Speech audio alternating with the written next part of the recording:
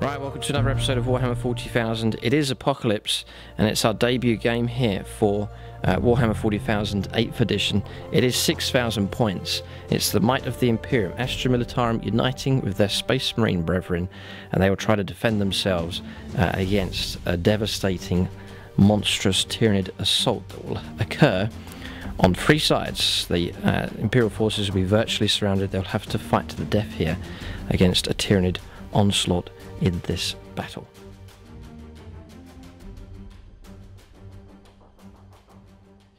Right, so 6,000 points exactly of Tyranids here. So I've broken them down into three armies for this particular scenario. So here, HQ is one Hive Tyrant with Stranglethorn Cannon, Monstrous Lash Whip and Bone Sword for him. Three Tyrant Guard as well. They'll try and protect him. Then this is a battalion detachment here. So the second HQ is a Tervagon, just there. 4 Lictors. Then one Exocrine with a bioplasmic cannon. Then one Tyrannifex with rupture cannon and stinger salvos. 3 Carnifexes, all with heavy venom cannons and crushing claws. Fresher Scythes as well. 1 lone venom throat just to provide a bit of protection. 2 units of Tyranid warriors, 1 with Devourers and venom cannon in there, venom cannon in the other, and Devourers as well. Then across here, 4 units of 20 Gaunts. It's a Gaunts themed army there with the Tervagon to generate more. So that's that army there. It's roughly 1/3 of the Tyranid force. So we're going to the second army here and running a slightly different theme for this one. It's Hormagaunts, 4 units of 20 there. 1 Hive Crone with Drawl Cannon and Tentaclids, Raveners with Rending Claws and Death Spitters for them. 3 units of Warriors, Venom Cannon each, and then Death Spitters for the others. 5 Carnifexes, brood of 3 here with Crushing Claws and Monstrous Scything Talons. Then the other with Monstrous Scything Talons and Stranglethorn Cannons for them. Then HQ is 2 Winged Hive Tyrants, 1 with Monstrous Scything Talons and the Prehensile Tail. The other has a Prehensile Tail, and then Death Spitters with Slimer Maggots available for him. That's that one just there. A Morlock here as well, and then a Venom Throat as well, just to provide a bit of cover. So that is that force there. It's a decent size as well. Go on to the third army here, and again slightly different theme here for these. So troops is 3 units of 20 Gene Stealers. That is a lot of Gene Stealers in this particular force. 3 Brood Lords here, all armed the same there. 1 Venom Thrope as well to provide a bit of cover. 2 Broods of Carnifexes, and they've been armed with 2 sets of Monstrous Scything Talons. 2 units of Warriors with Scything Talons and Rending Claws for them, 2 units of 3. Then a double Trigon Prime, 1 just there and 1 at the back, and then also a regular Trigon as well. So I reckon this one's the nastier force, but different theme running for each here. But this is the 6,000 points of Tyranids, and the Imperium will have to try and defend themselves against. We'll take a look at the Imperial forces next. We'll see what they have. It's an alliance here between Astra Militarum, Ultramarines, and then a new appearance as well here. There is a debut faction, or chapter, shall we say, being used in this game.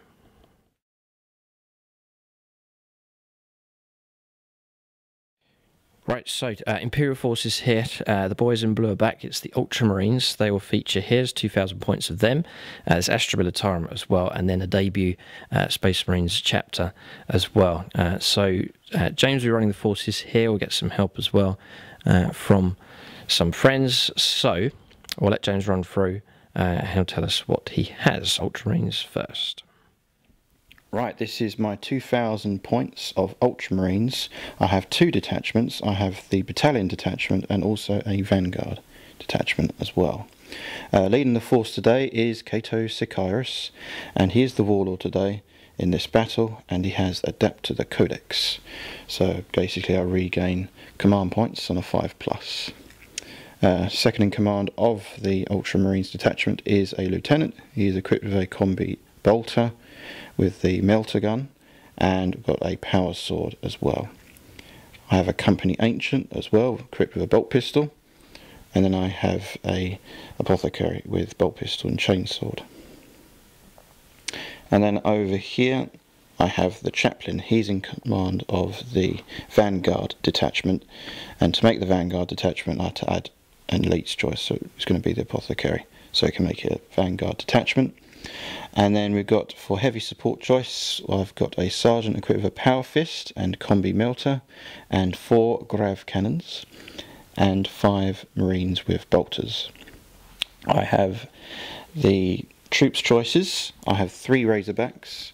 Each are equipped with storm bolters. So that is a storm bolter. Sorry, it is proxy. And I have marines that are equipped with, the sergeants have got a power sword and a combi melter and a melter gun, and 3 other marines with bolters exactly the same along there as well. Tactical squads 4, 5 and 6. And then, as it's a Tyranid battle apocalypse, I thought I'd try out the Tyrannic War Veterans, which they are really good in this edition. With special ammunition, they basically get to reroll hits and to wound against Tyranids. And in the Storm Raven, I have a unit of Terminators equipped with twin lightning claws, and I have a Storm Raven equipped with a hull-mounted twin multi-melter, twin las cannon, 2 hurricane bolters, and the Storm Strike rockets. So that is my 2,000 points of Ultramarines.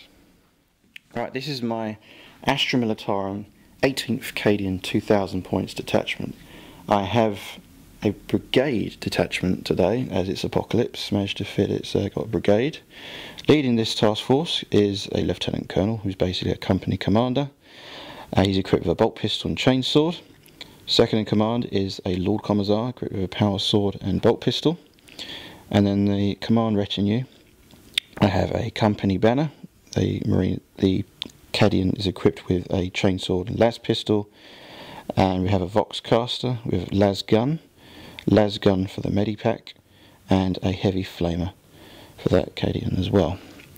And then for my third HQ choice, I have a Leman Russ Executioner, equipped with sponson plasma cannons and a hull-mounted las cannon, and the Executioner plasma cannon. And then for my super heavy choice, I have a Storm Lord equipped with the Vulcan Mega Bolter, and I paid the extra, I think it was about 60 points now, for the 2 las cannons and the 2 twin heavy bolters. And for my bulk of the army, I have a whole load of troops. So basically this is 1 platoon, 2nd platoon, but they've suffered casualties because the Tyranids are invading. So our numbers are reduced a little bit. So this squadron here, I have, each squad is equipped with a sergeant, equipped with a las pistol and chainsword, grenade launcher and las cannon. Same here with the las cannon. Same here, except we've got a heavy bolter. And then we've got veteran squads led by a sergeant major. He's equipped with a power fist and a plasma pistol, Vox caster and 3 plasma guns and 5 las guns. And then I have a heavy weapons choice. I have 3 las cannons in the squad. And then down here we have exactly the same, except we have an autocannon here, and 20 white shields, conscripts. And then we have 3 missile launchers in the squad. And to make it a brigade detachment, these are individual sentinels, so equipped with multi-lasers. And then leading the platoon is a platoon commander equipped with a power sword and a plasma pistol, and a commissar equipped with a power fist. I have 2 Leman Russes. This Leman Russ here is equipped with sponson multi-melters, demolisher cannon and a hull-mounted las cannon. And then I have the Exterminator Leman Russ equipped with the twin autocannon, sponson multi-melters and a hull-mounted las cannon. So that is my 2,000 points of Astra Militarum. And then for 1,500 points, so expensive, I've got a Warhound Titan, but it is very, very powerful, and I believe it's much, much better than in the previous edition. We have the Flamestorm Cannon. That is basically 4d6 auto hits at strength 7, AP -4, 4 damage. So don't go near it in close combat because you'll be overwatched to death. Whoa. And the Vulcan Megavolta is heavy 20, it's strength 6, AP -3, 2 damage, and it hits on 2s as well. So it's got 36 hull points, and it's a bit of a beast. Alright, so that's James's list here, looking very nice, and quite a heavy firepower based elite force here for the Ultramarines, with some air support that would be very helpful indeed.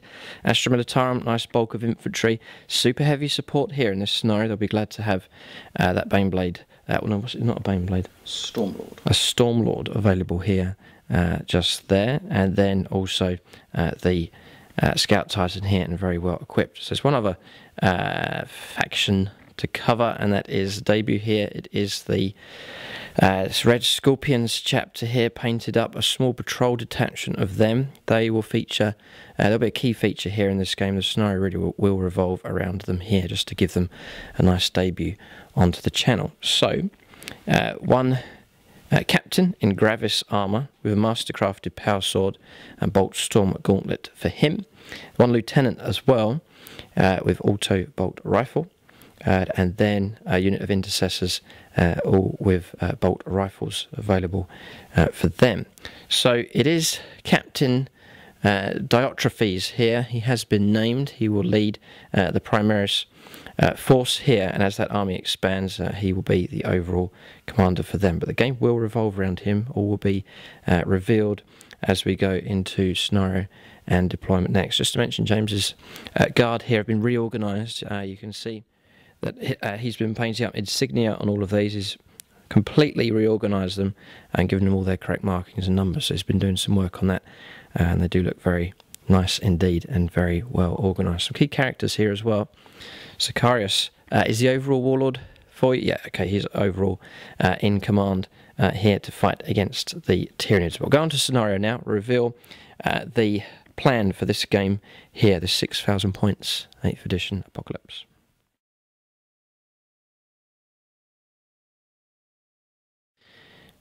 Right, so the scenario here, it is inspired by one of the games we played in one of our campaigns on the Plus channel. It was the Ultramarines campaign, the final battle that took place, and then we've decided to turn it into a large... It was a big enough game as it was, but we've turned it into a larger apocalypse-based scenario here. So the storyline is just the debut for the Red Scorpions. Captain Diotrephes here has been defending this area. His force is seriously depleted. He's been ordered to leave the area and has refused. He will not yield ground here to the Tyranids, so they'll be on the table. The Primaris Marines, the Red Scorpions, will start on the table atop this great tower up here. So they'll be at the very top of that. That's where Captain Diotrephes is observing the battle and giving orders taking place.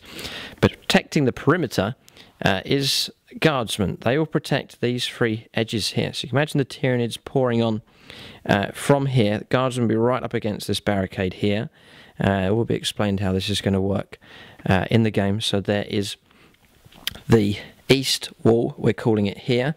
If you're looking out in this direction, there is the east wall just there.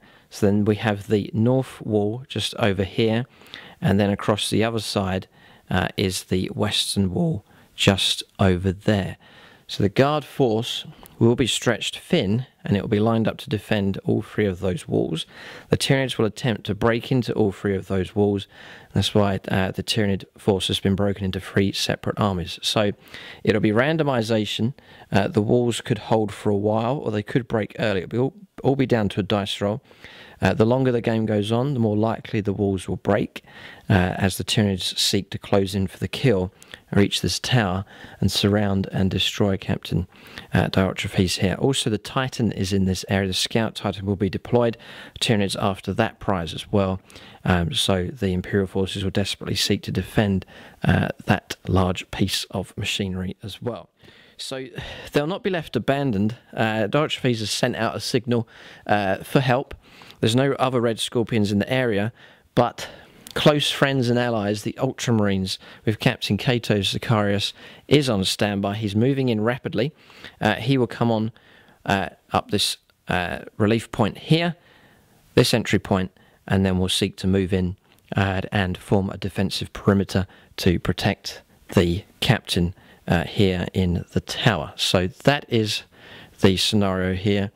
There'll be some further explanation to how it's going to work, but it gives you an overall idea. It is defence of the Titan, defence of the last of the Red Scorpions here, especially Captain Diotrephes.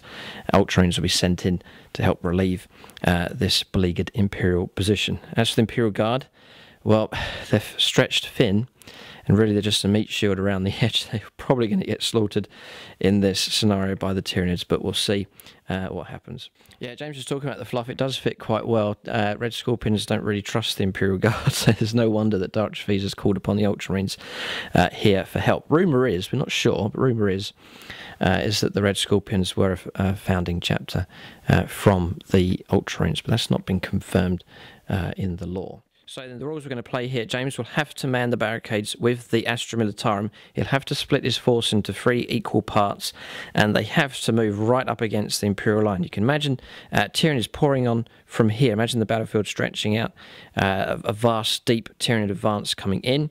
Guardsmen holding all the way along the line here, and then at some point during the game, probably, the line will break, and the guardsmen will be forced to flee. The rules for that is just following on the rules that we played in the campaign game previously.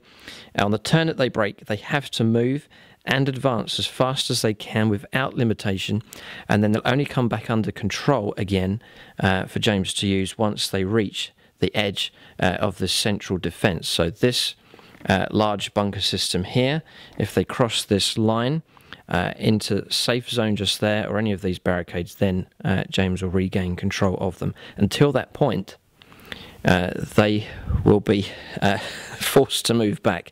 Guardsmen will not stop until they reach the safety, or the relative safety, of the compound here. This is the last stand in this sector. If this area falls, and the Tyranids will clear the Imperials out of this area. So Diotrephes will no doubt stay at the top of the tower, at least for a while. It is a safe spot up there, surrounded and protected by the last of the intercessors and lieutenant as well. Ultramarines, as we mentioned, will come on straight away. They'll move in from this board edge here, flanked and protected by tank traps and obstacles and fences. Tyranids may well try and go after this as a strangle point to cut the Imperial forces off. We'll see how they come on. So once an army arrives, we'll randomise which army turns up where, and then it can come on anywhere along this edge. So on the Imperial turn, they fall back and advance back, and then when it comes to the Tyranid turn, then they get a full move and can assault and advance and so on, and shoot straight on from this table edge. So it'll be up close and nasty pretty quick, but that's to represent these walls collapsing right at the very last second, and then a hasty retreat for the guardsmen. Yes, units may well get caught out in the open and assaulted, but that is the nature of this vicious scenario. So, just with the Tyranids getting so close, James does have some great advantages here. That Titan sounds exceptionally good. He'll be able to make full use of these defences here. So you've got bunkers and emplacements. The tower, bristling with heavy bolters, will be fully automated and available. 2 Icarus las cannons, and also the flak towers. There's 4 of those fully automated and available for his defence as well. So there'll be some firepower available there to protect the Imperial forces. This is the western wall just here that the Imperials have to hold. So there's objectives available as well in this game. So Tyranids will have an incentive just to break in every part of the board. They'll be worth 2 points each. There's one just here. There's one here. There's one just inside the fire base here. There's one at the entry point if the Tyranids can break in there. And then there's one just here on top of the bastion. Then there is one just here as well next to this flak gun. So that is 6 objectives. There's another 12 points available there. And then just discussing other points as well, the Titan, if that is killed, such a feature in this game, is going to be worth 3 victory points. And then for the Slay the Warlord is available as well. No line breaker as such in this game, no First Blood either for Apocalypse. But the Warlord is Captain Cato Sicarius, and then we'll just point out the Tyranid Warlord as well, which will be the nasty Hive Tyrant over here, protected by the Tyrant Guard just there. That's the Warlord, a point available there if either of those Warlords is slain. Advantages for the Tyranids, they do get to burst on.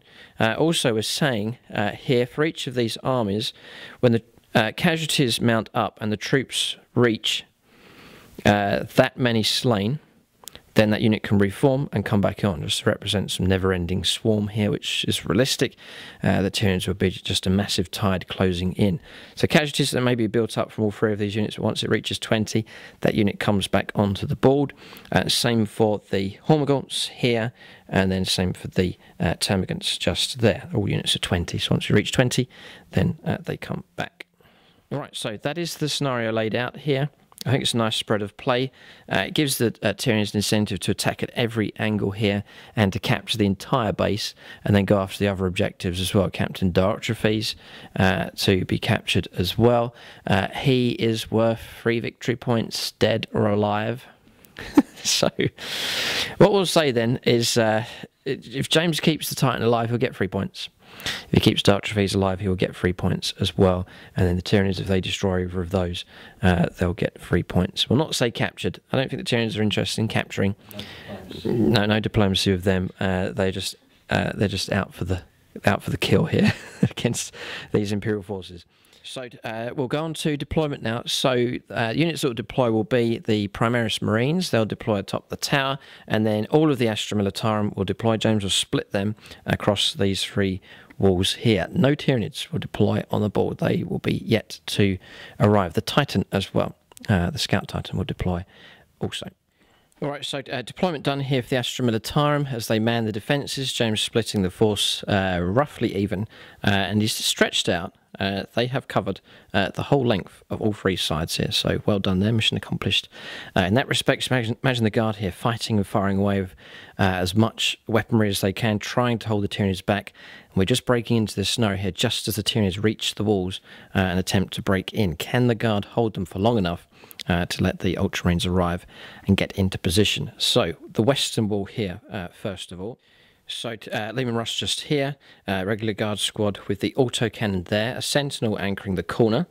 Then across here, another Guard squad with a las cannon. Company command here with Lord Commissar Kane and Commander Chard here for the Guard as they try and hold the Zulus, hold the Tyranids back here in this game. Then the Stormlord, super heavy, just anchoring the point just here. Another Guard squad with autocannon manning the defences just there. Then a heavy weapons team, missile launchers. Then in this corner, one of the Scout Sentinels. And they're moving along. We're now onto the north wall. A Guardsman squad just here with las cannon. You can see a Leman Russ just there, dead centre of that wall defence just there. We'll go around the other side and see the Guard deployment. So then continuing on here at the north wall, las cannon team just set up there. Guardsman squad here with heavy bolter just here. Veterans now on the eastern wall. They've set up along the sandbag position just here. Leman Russ anchors this point. Conscripts, they're trying to man this edge and they stretch all the way along here. This could be a weak point here. No, well look, there's a Commissar with pistol drawn, ready to shoot anyone that runs. And then here, one Sentinel just here. A little bit weak here on this flank. Maybe the Tyranid force could break in here quite well, we'll see. It is a random Tyranid force that could turn up. So the moment the wall collapses, we'll roll a dice and see which of the Tyranid armies turns up as each wall collapses. Okay, so that is deployment done. We are ready to start here. The guard holding the line so far, but any moment either of these walls could collapse. Ultramarines rushing on to try and relieve this sector. To link up here with Captain Diotrephes of the Red Scorpions atop his great tower just there, and then the Scout Titan in position. That is a great prize indeed for the Tyranids to capture, and something definitely worth trying to preserve and keep alive for the forces of the Imperium. We'll go on to the first turn of the game. It automatically will go to the Imperial forces. It'll just be a case, may well be a very quiet turn one here, which makes a change for Apocalypse. But turn one here, Imperial forces will go first, and it's all down to roll-offs here to see if any of these walls collapse.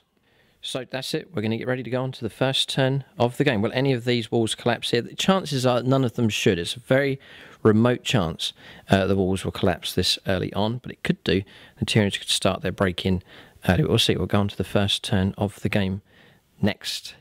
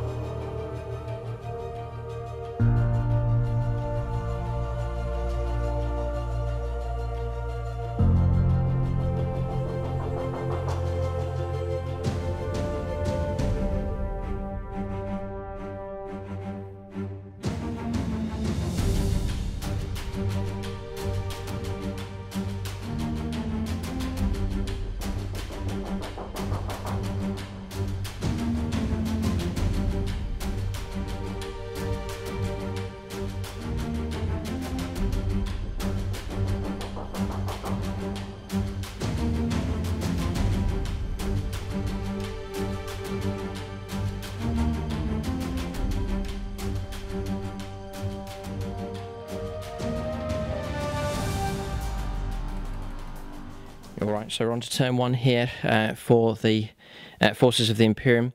It should be a case of no break-ins here at this point. This is the strongest point of the defence in the game here. And then as the Tyranids are a further distance away, one of these walls could collapse or more. It's a 6+ here on this first turn to see if the Tyranids can break in. James will roll that, so it will be his responsibility to see if the wall collapses. We'll see movement though. Ultramarines will be coming on turn one, so they need time to move through up to here and get nicely into position. So time is key here. The walls must hold for as long as possible. Turn two will be a bit more dicey. It will go to a 5+. Remember, this is a triple roll that needs to be made here. For each of these walls needs to be rolled for separately. We'll ask James to make a roll here for the the western wall, please. On a 6, it will collapse. He rolls a 4, so it holds. Yes, the northern wall now, please. On a 6, a 3, he's okay. And then no problem at all. The eastern wall should hold. No problem at all. He rolls a 5. Close enough, but it does hold. James saying he's going to use command points if he does fail, so that will help him out a bit as well. So as predicted and as expected, Imperial forces can breathe a sigh of relief. No Tyranids breaking in here at the moment. They are being kept at bay for now, but that's going to become increasingly difficult as the turns go by. So turn 1, we'll let James make his moves. So the guard forces have to man the walls. They cannot move. They are fixed in position until the wall breaks. And then here, we'll let the Ultramarines burst onto the scene. This is their entry point here. So their move coming up next. All right, so James on the move here. I think he's rolling, looks like it, yeah, he's rolling advanced moves here, trying to move the tanks up as quick as possible. Bristling of las cannons here, which will be helpful against the Tyranid monstrous creatures. So no Tyranids coming on this turn. Well, mostly. I've got some models on standby here. Lictors will be allowed to turn. There's 4 of them to place on the table if we choose to bring them on here on turn 1 for the Tyranids. So there will be some activity. Scanners going off, detecting Xenos life forms somewhere in the perimeter. So Guardsmen and Ultramarines on alert already. All right, so turn 1 movement complete here for the Imperial forces. So Guard have all remained stationary. The Scout Titans remained where it is. And then here, James's forces turned up doing advanced moves for the vehicles and the infantry. So Sicarius there, the Lieutenant, the Apothecary, and the Chapter Ancient there, all moving forwards as a command party. 3 Razorbacks of their squads inside. Devastator squad moving along here. I reckon James is trying to make for this firebase here to get the extra cover. A nice commanding position just for them. Then around the other side, Tyrannic War Veterans moving up, an advanced move from those moving up as quick as they can. So that's the progress here for the Ultramarines. It's good that they've got a whole turn without any disruption to do that. Storm Raven gunship. Chaplain has joined the Terminators with the Lightning Claws there inside here on standby, ready to help the Astra Militarum as they attempt to fall back. If and when these walls collapse, and it's not known which, so James is trying to set up to help either of these 3 walls here, which could collapse at any moment. That is turn 1 finished. There is no shooting. You can imagine all the guard forces here firing as much as they can, but that's all off table. So no combats, no charges. End of turn 1 here for the Imperial forces. It's all quiet here on the Western Front, but we'll go on to the first turn now for the Tyranids. Lictors lurk in the shadows, waiting to pounce.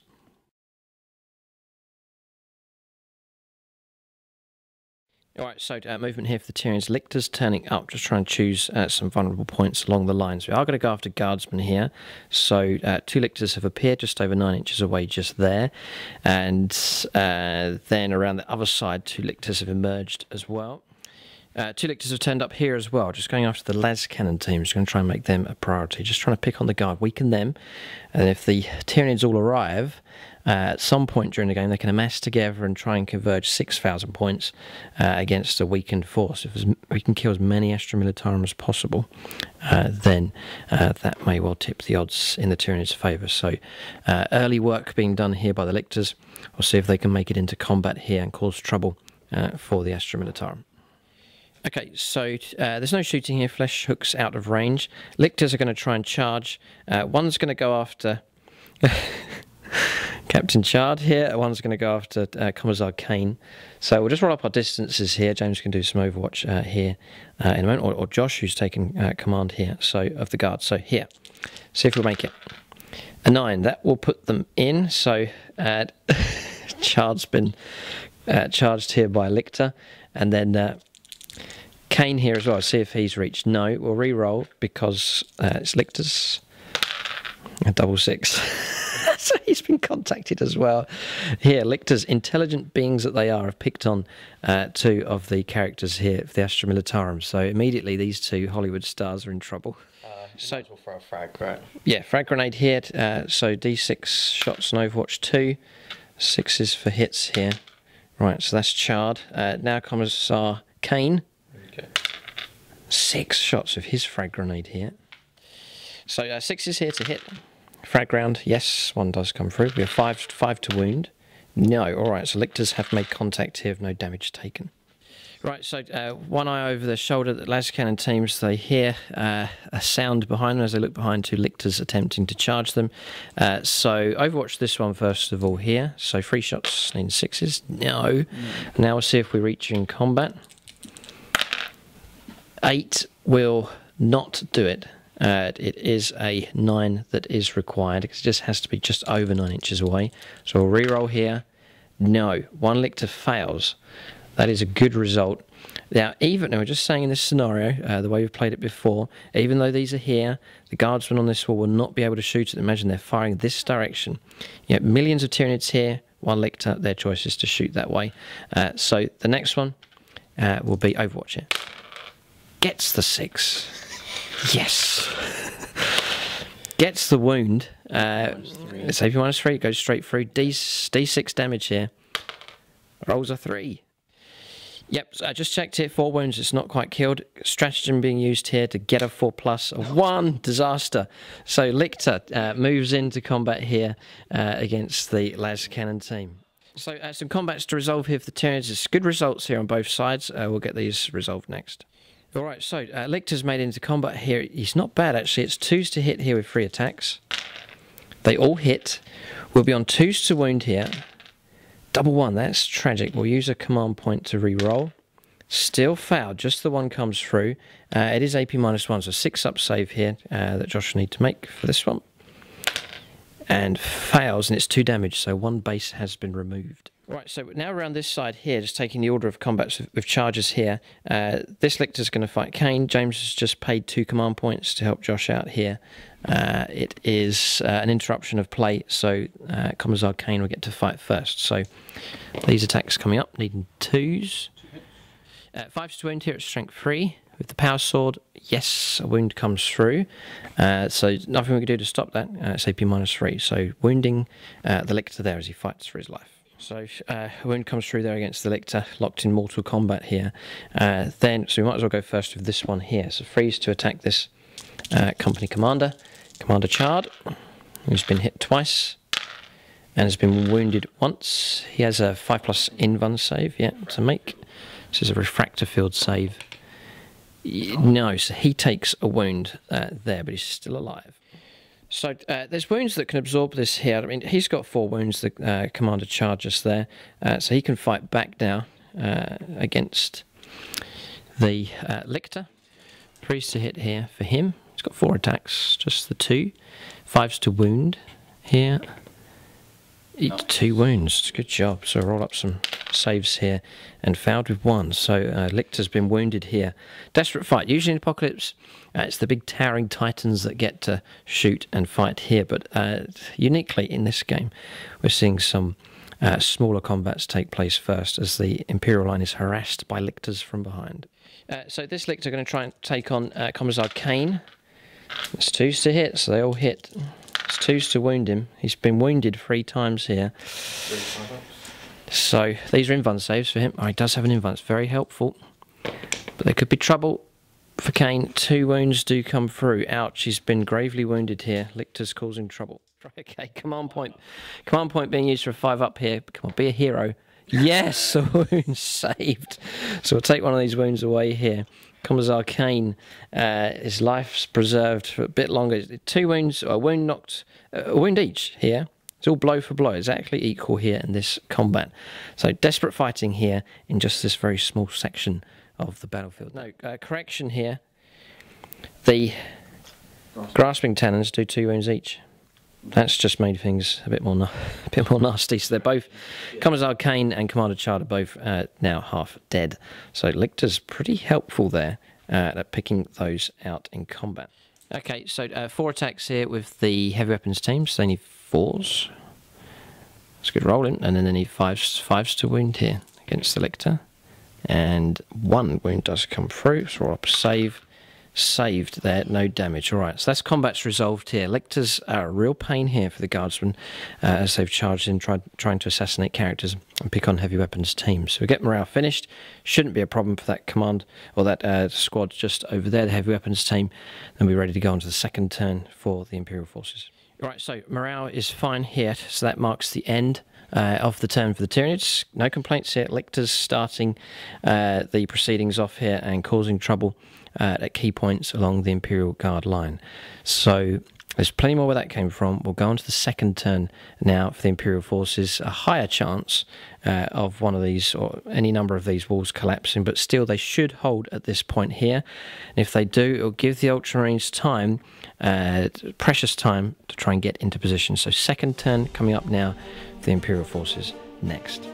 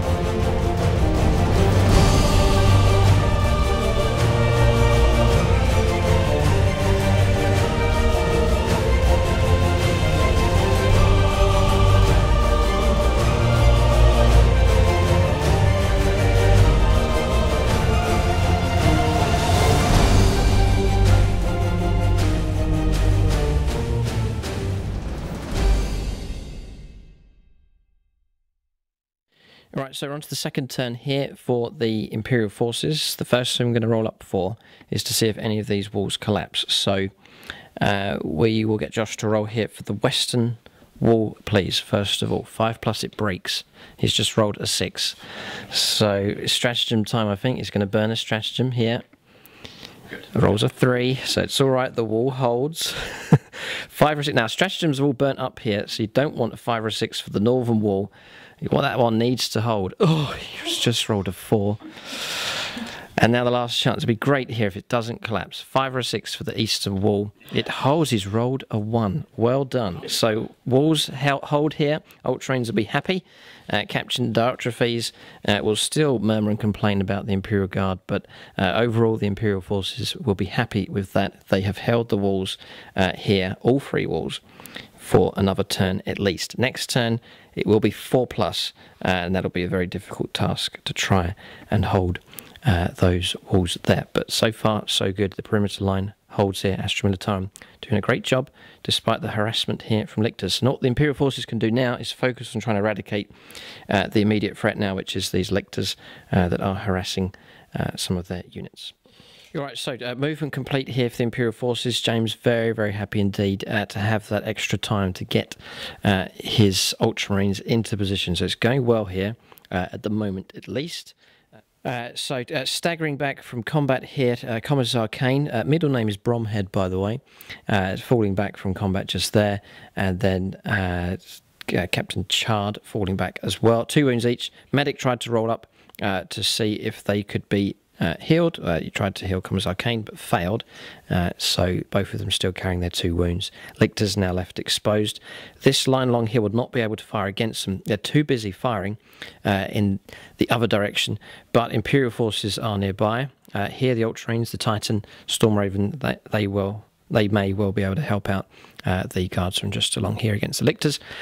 Pulling back out of combat as well with the heavy weapons team. They've manned the walls again, firing out in this direction, and then the other lictor just caught out in the open there.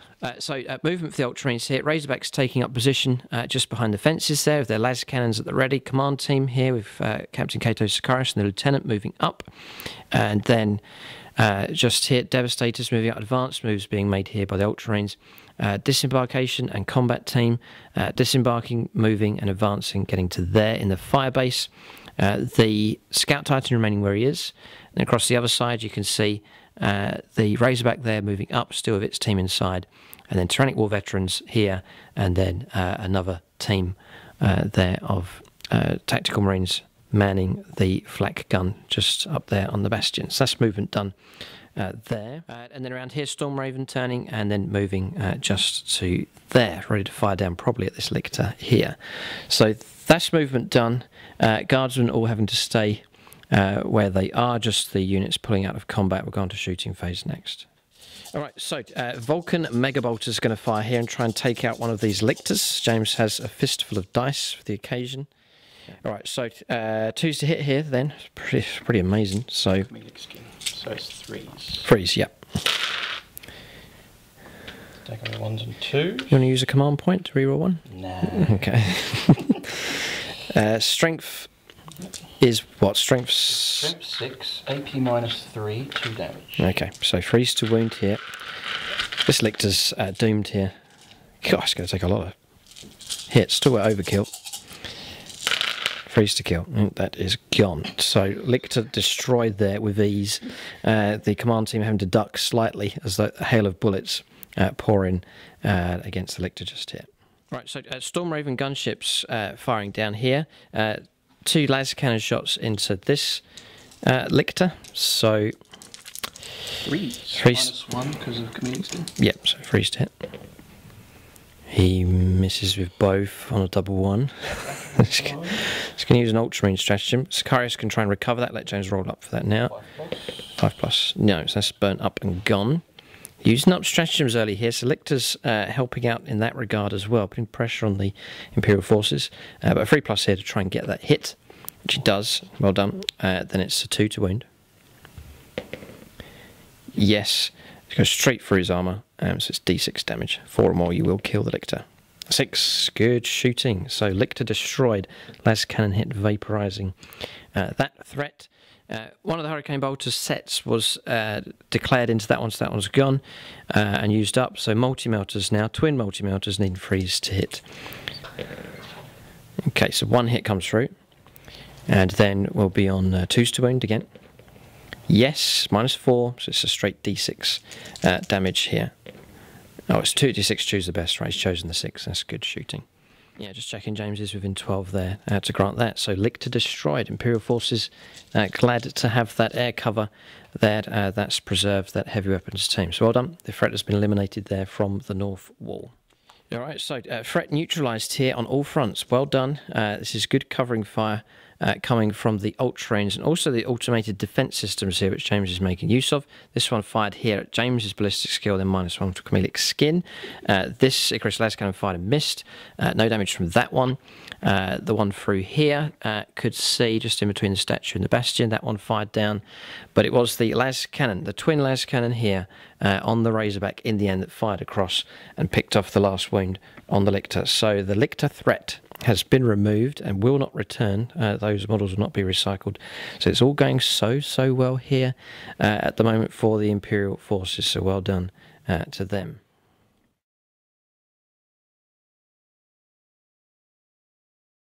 So on Tyranid turn 2, there is nothing to do here. The Lictor threat has been removed. There's been no break-ins here. Could have easily gone the other way, but it hasn't occurred yet. So the Tyranid second turn is finished. We will now go on to the third turn here for the Imperial forces. This is the point here. It becomes harder and harder to hold the wall. They've done so well here. Commander Chard and Lord Commissar Kane shouting at their men to hold them, and they're holding them so far, but there may come a point where the retreat order is given. Despite the protests from the Commissar, there will come that point where the retreat is called. But which wall will hold, which will fall, we'll see. Will any of the walls collapse this turn, or will it be a third turn of holding the Tyranids back? We'll have to see. We'll go on to the third turn next for the Imperial forces.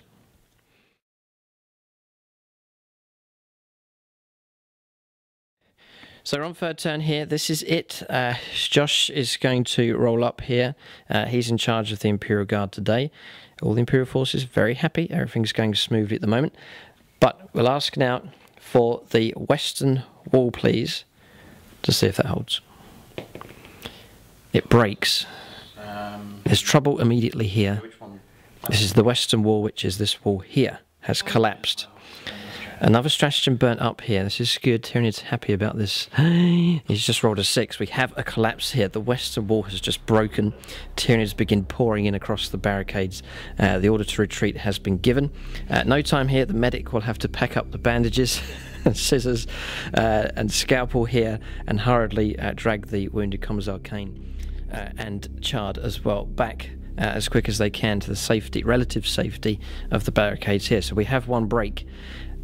There's no rerolls left here, so the north wall, surely not a triple break here. We'll see if a double occurs. 4+, the northern wall will break. Josh has just rolled a 4. The northern wall is broken, and then you've got one chance here. You've got to try and hold the eastern wall, or is it a simultaneous collapse? He's rolled a 5. All 3 walls have broken. The Tyranids will pour in from every side. The quietness here has gone, and a storm now breaks on the east, west and the northern walls. Trouble ahead here for the Imperial forces. The fallback has begun.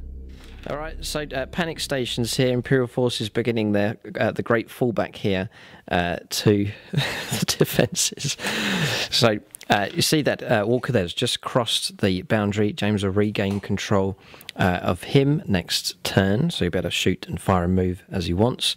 Advanced move being made by this squad, not under control. They're still in the open ground, so they'll be forced to fall back for another turn if they survive. The situation you're going to have here is Tyranids getting a free move onto the table the next turn. So imagine that guard squad is going to be in a heap of trouble. Well, it's trouble all round the board here. This is, we weren't expecting this, a simultaneous collapse, but that is what has occurred. The tide breaks on all 3 walls here. Guard trying to compensate here as much as they can, but this is a nightmare situation for them. Okay, so fallback moves being done here. This squad quite slow. As they pull back, they could well be in trouble. Scout Sentinel's done better, reaching the barricade there. Activating smoke here with the Lehman Russ. Commander that's pulled back just there. Good move from him. He hasn't quite reached the edge of the barricade there, so he's still not under control there for the Imperial forces. This squad falling back to this crater here, but slow movement from them as well. I do feel sorry for the Guard infantry. It may well get caught out with shooting combat as the Tyranids burst onto the board.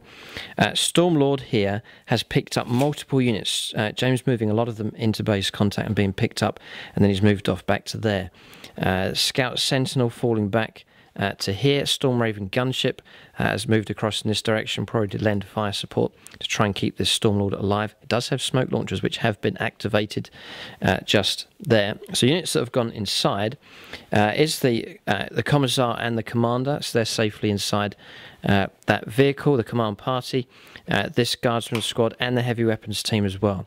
So just trying to pick them up, keep them alive, and then reposition them later on inside the barricade. Now this vehicle has reached and touched the back line, so this will fall under Imperial control next turn, and the squads inside, so they'll be free to move out and be used as well. So that's good movement there from the Guard. Then around here, this squad slower, falling back.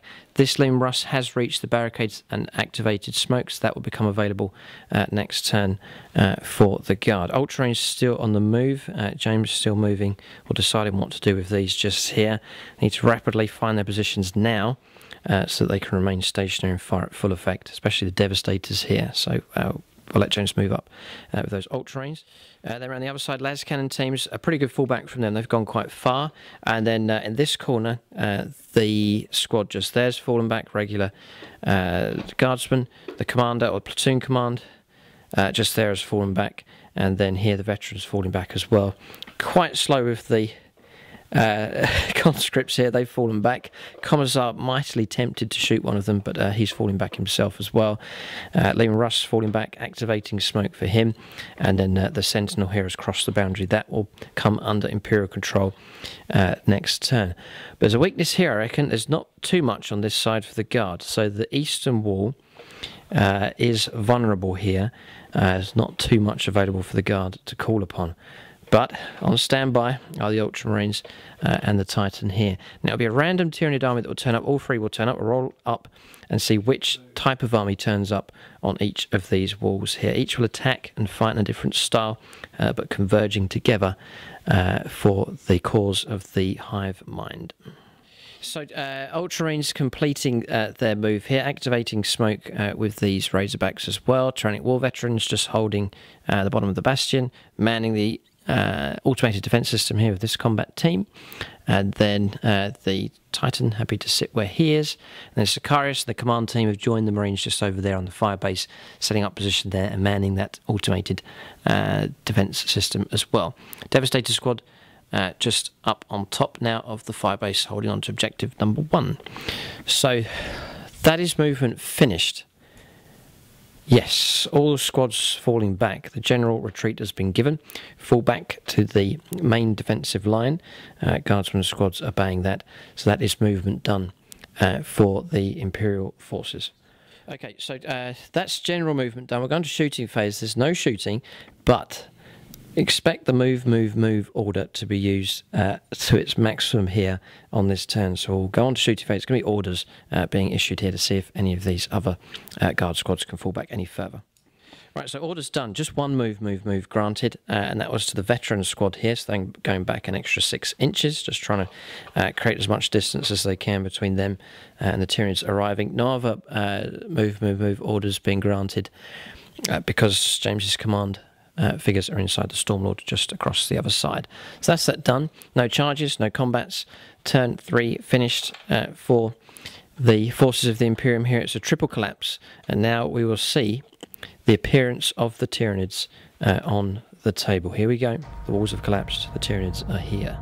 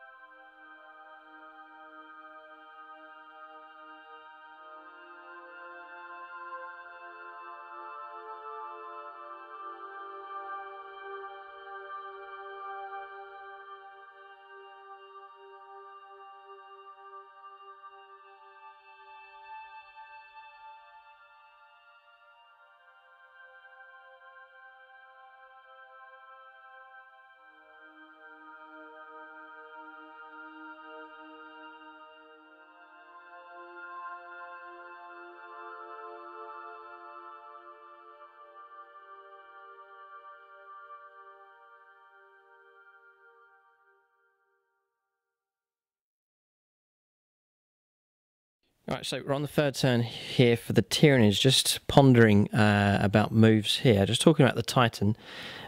So 1,500 points now, it's virtually doubled the points cost it used to be. It's way, way better than it was.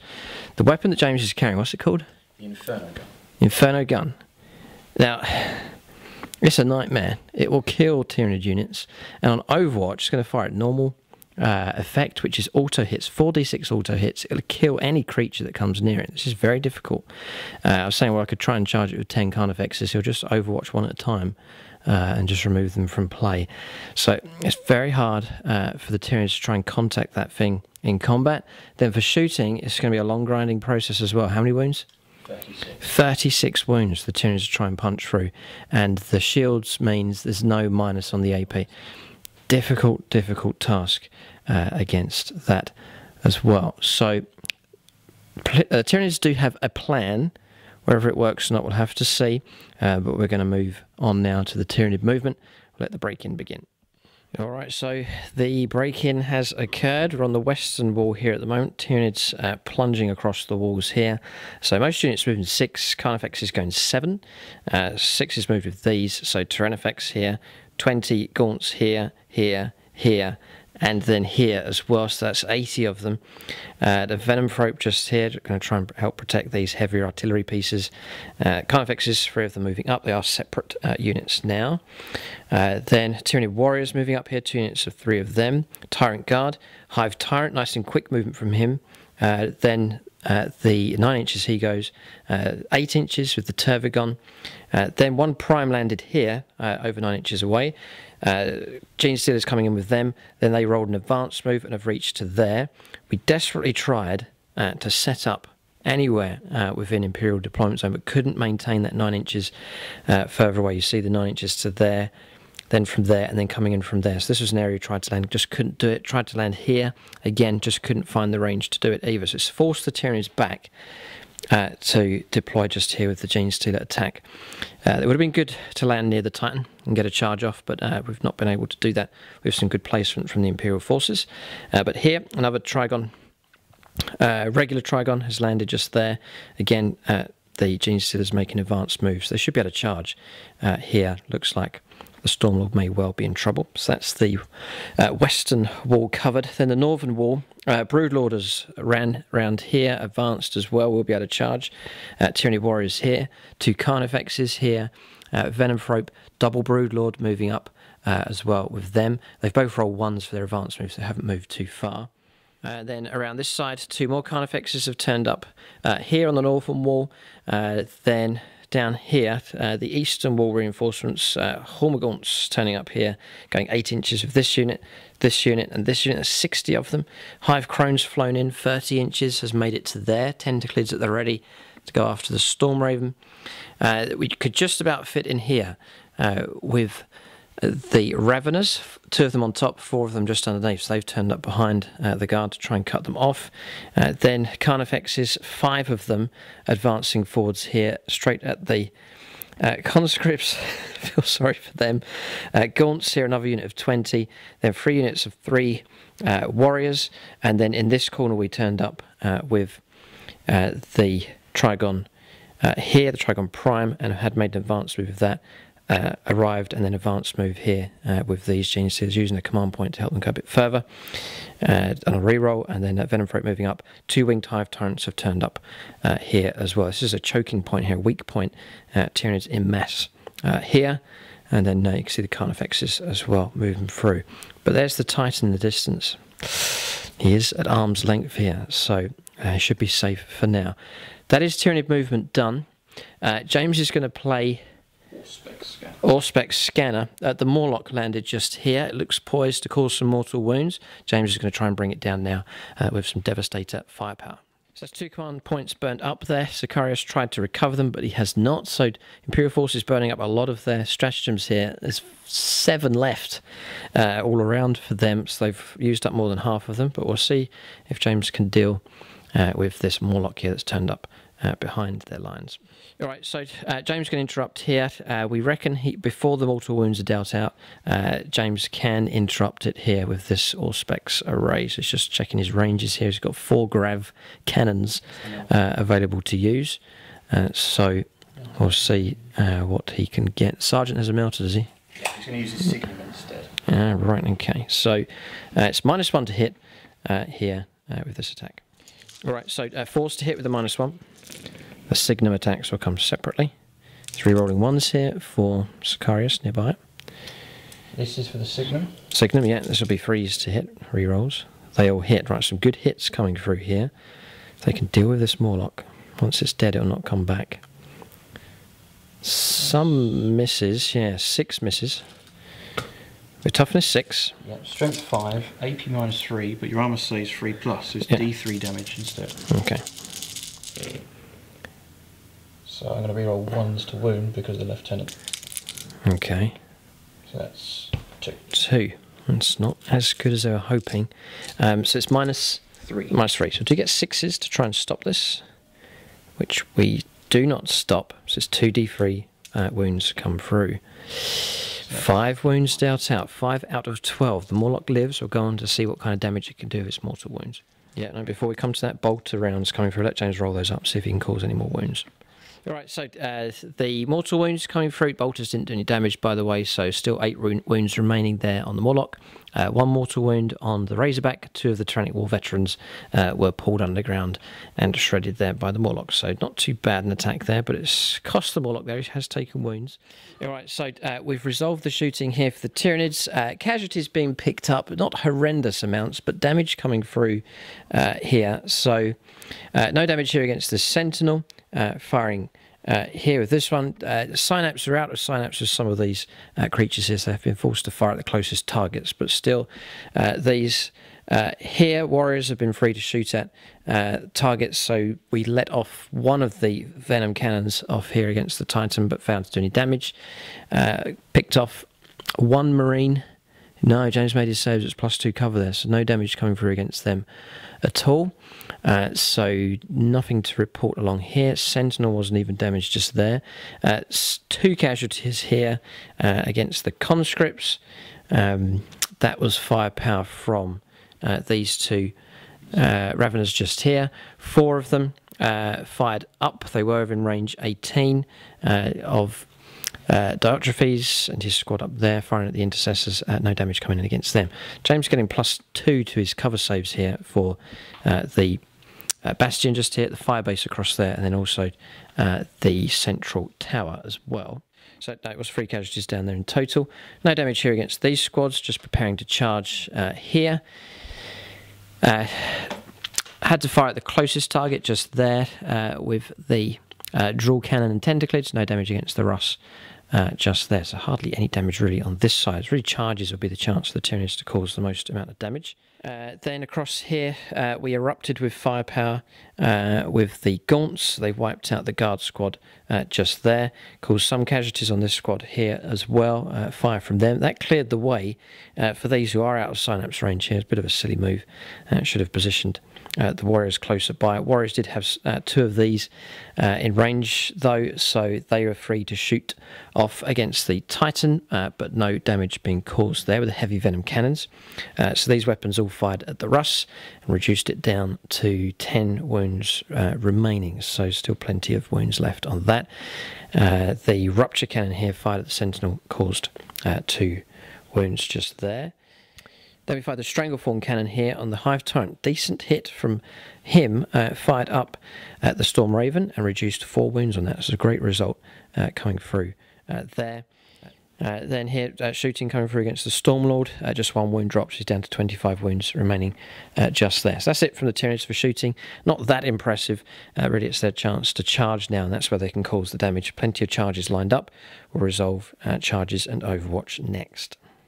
Okay, so that's shooting phase done. Just to recap, we have had the psychic phase as well.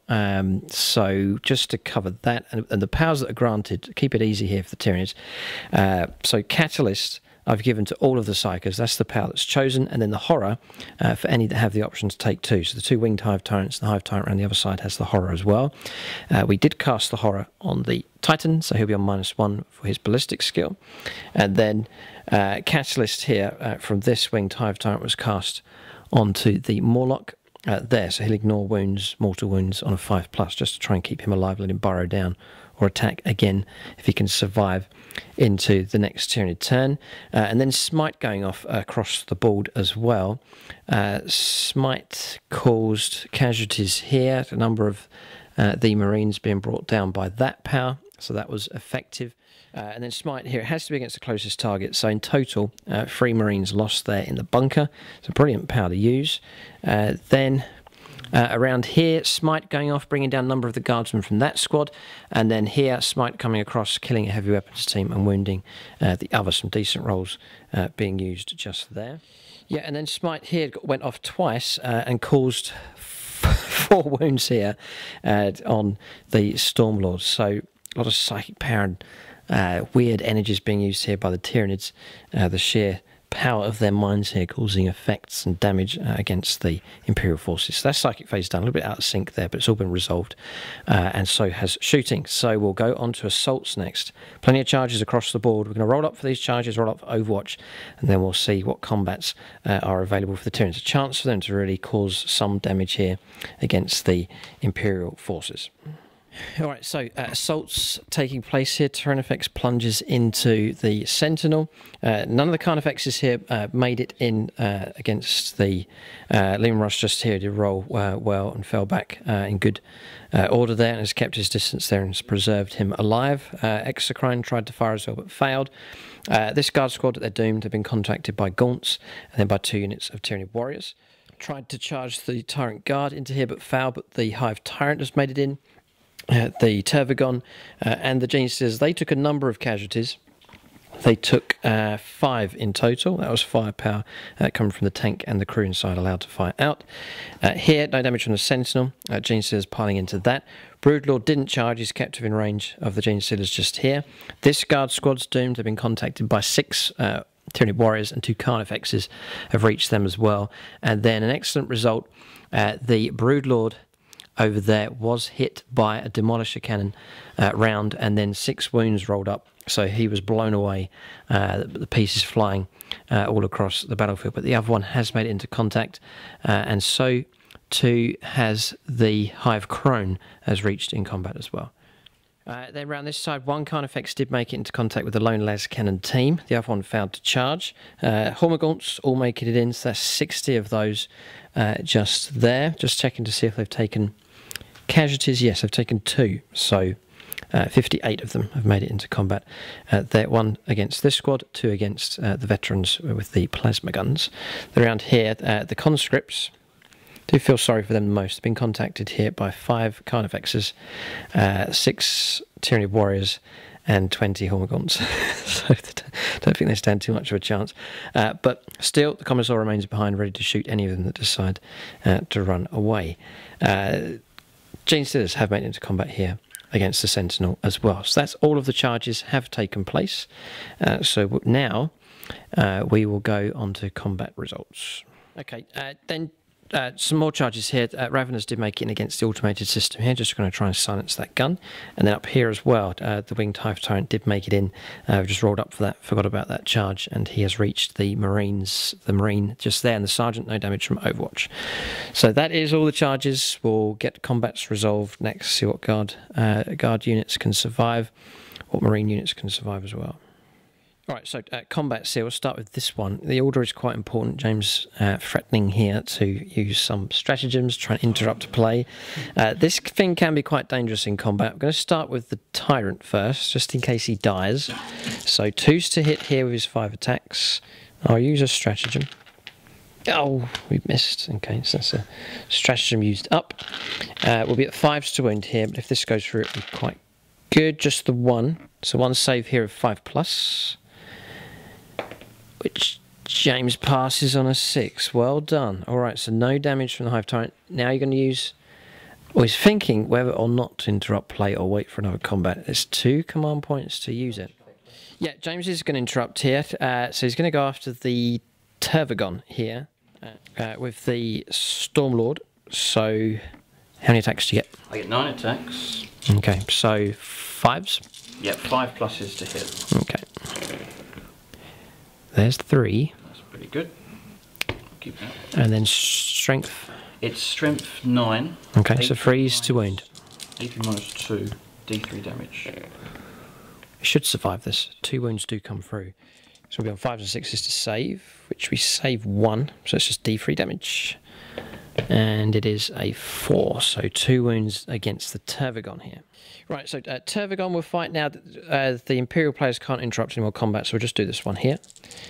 So 4s. And then we'll be on 5s to which is strength 7. Toughness 8. Toughness 8, so 5s. Nothing. It's a tough customer here. This tank is surviving at the moment here. So we'll be on freeze to hit here. We're going on to the Gene Stealers. 45 attacks. Would have been more if the Broodlord was nearby. There's a heap of misses there, but we'll see how many have hit. All right, so that's hits. That's misses. Loads of 1s and 2s here. But we're going to look for 6s now. Will be good. So 6s will be minus 4. We won't even be able to stop these from coming through. There are some 6s. I can see some here. It's 4. So yeah, it's 4 wounds, so it's going to knock the bracket down to 17 wounds remaining here on the Stormlord. Alright, so we've done this combat here and consolidated. It was an easy wipe out there. The guard screaming and then killed. Not a chance them fighting back, so they've gone. So warriors and the Gaunts here moving forwards, claiming that ground just there. We're on to this one. The Tyrannifex gets 4 attacks, in 4s. 2 hits, strength 7, so freeze to wound. Just the 1 wound comes through. A 5-up save. Here, it's going to survive this. It's rolled a 6. Josh has rolled a 6 here, so no damage at all against the Sentinel. It has survived here, so no damage there. Then across here, resolve this melee here. The Gene Stealers made short work of the Scout Sentinel with 80 attacks, needing 2s to hit there. They've moved off them 3 inches, pressing on with their advance, just easily destroying, overrunning, and then bypassing that. Then around here, the Guardsman squad overrun, destroyed by the 2 Carnifexes and the Warriors as well. They've gone and then advanced with those as well. So we're on to this melee here. This Russ trying to survive. It's being attacked there by the Broodlord and also the Hive Crone. So 2s to hit here with the Broodlord. 2 misses. Then it's 5s to him with strength 5. Nothing. Nothing at all. These tanks are tough here for the guard. Not a scratch. We'll see if the Hive Crone could cause any trouble. Alright, so Hive Crone, Wicked Spur. Misses. 3 attacks then with Scything Wings. In 4s. 5s to wound. Yes, 1 wound comes through. It's minus 2, so 5 plus save. Yes, again, rock solid. So some decent rolls here. There's not a scratch on that tank. It has been contacted though, so not be able to shoot frustratingly. It does look slightly isolated there in front of the bunker. So, but it's still alive, defiantly fights on. So mixed results here for the Tyrians. Some easy victories here, especially guard infantry just being swept over, virtually ignored here by the Tyrians, just sweeping through them, killing them without a chance to fight back. But the heavier armour is resilient here. It's surviving. This one here, which can move and still shoot, the special rules. Oh yeah. So we'll get to see a display of firepower from this vehicle. So we'll go around to the other side of the board, see what combats are taking place, and get some results for them as well. Alright, so we've resolved the rest of the combats here. Wipeouts occurring with both of these squads. We thought the squad on the right-hand side that was contacted by only 1 unit of termagants might survive, but it was wiped out just about. And then here, easily destroying the veteran squad with double the amount. Just 1 platoon commander remains alive, so we've had to consolidate towards him. He stands there, pistol in hand, sword at the ready, against the foe. Across here, wipeout and then consolidating, moving forwards, making contact with 2 of the Carnifexes against the Rust tank just there. Commissar is just out of range, so he'll be free to move off unaffected. Then over here, I reckon the rules, if we've got them right, there's no Scything Tannons at all on this wing type Tyrant. Both of his arms have been replaced by the shooting weaponry, so not very effective in close combat with him. Change Stealers wiping out their target, no detonation took place. Then they've consolidated forwards.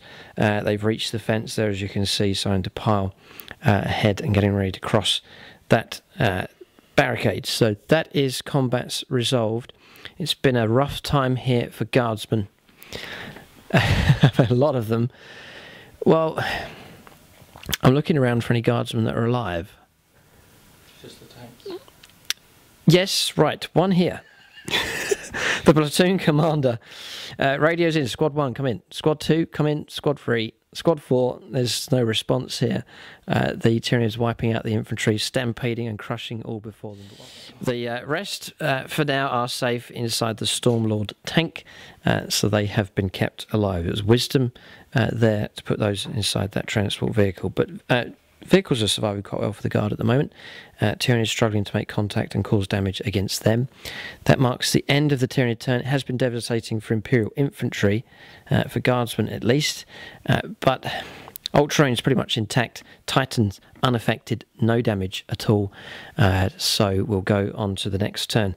Turn 4 next for the Imperial forces. A chance for them to strike back. With Tyranids coming in from so many directions, where will they apply their weight of firepower? It's interesting. Tyranids to the right of them, Tyranids to the left of them, Tyranids dead ahead.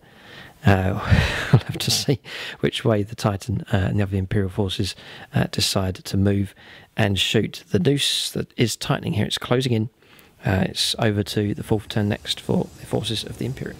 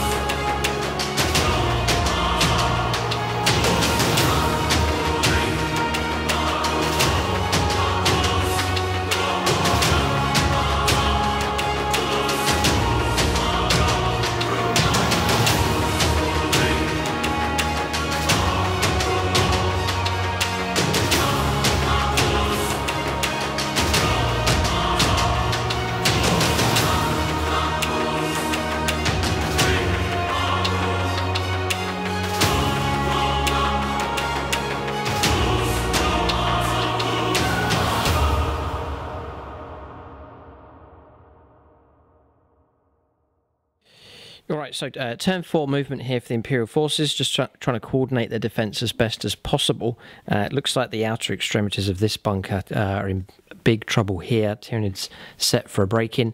Lehman Russ Demolisher breaking away from combat. Then here, disembarking with all of the infantry, setting up a defensive line along here. So Commodore Kane is just there. And then Captain Chard just there as well. Kane's had his wounds restored, medic's done his work and restored him back to full health. Heavy weapons team, missile squads set up there. Regular guard squad just there. Backing away from combat and getting ready to shoot here with the super heavy, the Stormlord, pulling out of trouble here as well. Pretty good distance with this command, Lehman Russ also. He's able to shoot, isn't he? Yes. Yes. Response and weapons. B minuses. Yeah, okay, that's fine. Marines holding position here. Devastators holding position there, set up and ready to shoot. Stormraven pivoting and turning. Looks like James is going after the Terran effects just over here. The Razorback getting out of the way and the Titan falling back to the objective here. So it looks like he's increasing the distance away from Captain Diotrephes here. So maybe he'll try and rescue him at a later point when the Tyranids have been cleared. So falling back to here. So that is interesting, he's moved away. So there's definitely a weakening of the position here. Not sure how happy the captain will be to see that, to see the Ultramarines pulling back to there. I think James is going to focus on holding these objectives here tactically to try and win the game, to try and hold this area. And then any other objectives across here will be a bonus. But it does look thin on the ground here. Guardsmen, yeah, they're definitely thin on the ground here against the Tyranid onslaught coming in. Then around here, Razorback holding position. I think James wants the full ballistic skill of that. Combat goes on. Here, Tyrannic War Veterans moving up. Now, Winged Hive Tyrant here, the combat's ceased. James has pulled back an inch just there with the 2 Marines that were left just there. I was going to say can't shoot, but Ultramarine Doctrine says that he can, which is good. He may well try and take out the Morlock here. And then this Lehman Russ has fallen back just to there, 10-inch move from that. And that is about it. So that's movement done. Not too much infantry to move. A lot of it was slaughtered there when the Tyranids arrived in advance. So casualties-wise, Tyranids have done more damage. Tactically, more objectives are being held at this stage by the Imperial forces, but their numbers knocked down by some degree. But the Titan remains alive. That deadly thing, which is going to be very hard for the Tyranids to try and kill in this game, does remain alive. We'll go on to shooting phase next. No psychic phase, straight on to shooting now for the Imperial forces on turn 4. So we're on shooting here. 2 las cannons will go into the Terran effects, so will the multi-melters, the twin multi-melters. The rockets will go into the exocrine, and then the hurricane bolters. James is going to try and target these. So 2 las cannons first of all. Try to take on the Terran effects. 1 miss. Stratagem time or using them up. You could regain it with Sicarius in command. He's tempted. Do need to get the good hits here. Oh dear, tick-tock, tick-tock. Your time is up. Tough choice here, James. Tough choice. You do want to kill it. How many wounds he got? Alright, so he's not going to spend the point here, so just 1, yeah, freeze to wound.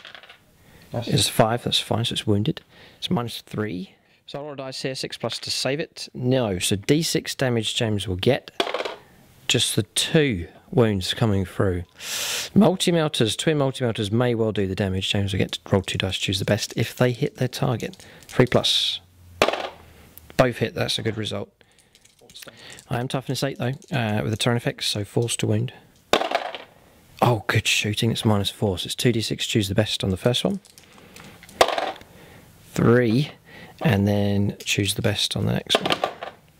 4, so 7 wounds there in total. Okay, so 5 wounds remain there after all that damage coming through. We'll let James fire his Hurricane Bolters, going after these. Do the 2 missiles, actually, to see if you can damage the exocrine. 2 rocket shots, needing freeze to hit here. No, double 1. Ooh, so Stormraven struggling there, but we'll carry on with the rest of the shooting for that and press on with the rest of the shooting for the Imperial forces. Alright, so pressing on with the shooting here, exocrine is gone. That was a volley of fire from the Grav Devastator team. They're pretty good when they join together. 4 of them firing through, and mortal wounds totaling 12, which was destroyed. Yeah, so that's an excellent result there. Exocrine's gone. That's one piece of Tyranid artillery destroyed. Then coming across here, haven't fired here with the super heavy tank. So that's yet to fire. That's the Stormlord, and then across here, how many wounds, Josh? 2? Yeah. Then 2 wounds here against the Tervagon. That was fire from the autocannon just there. And then Gene Stealers were brought down. That was firepower from the frag rounds firing from the missiles, and then the guard squad here firing through as well. Okay, so a number of casualties being taken just there. All right, so shooting here, Vulcan Megabolt is going to go into the Hive Tyrant.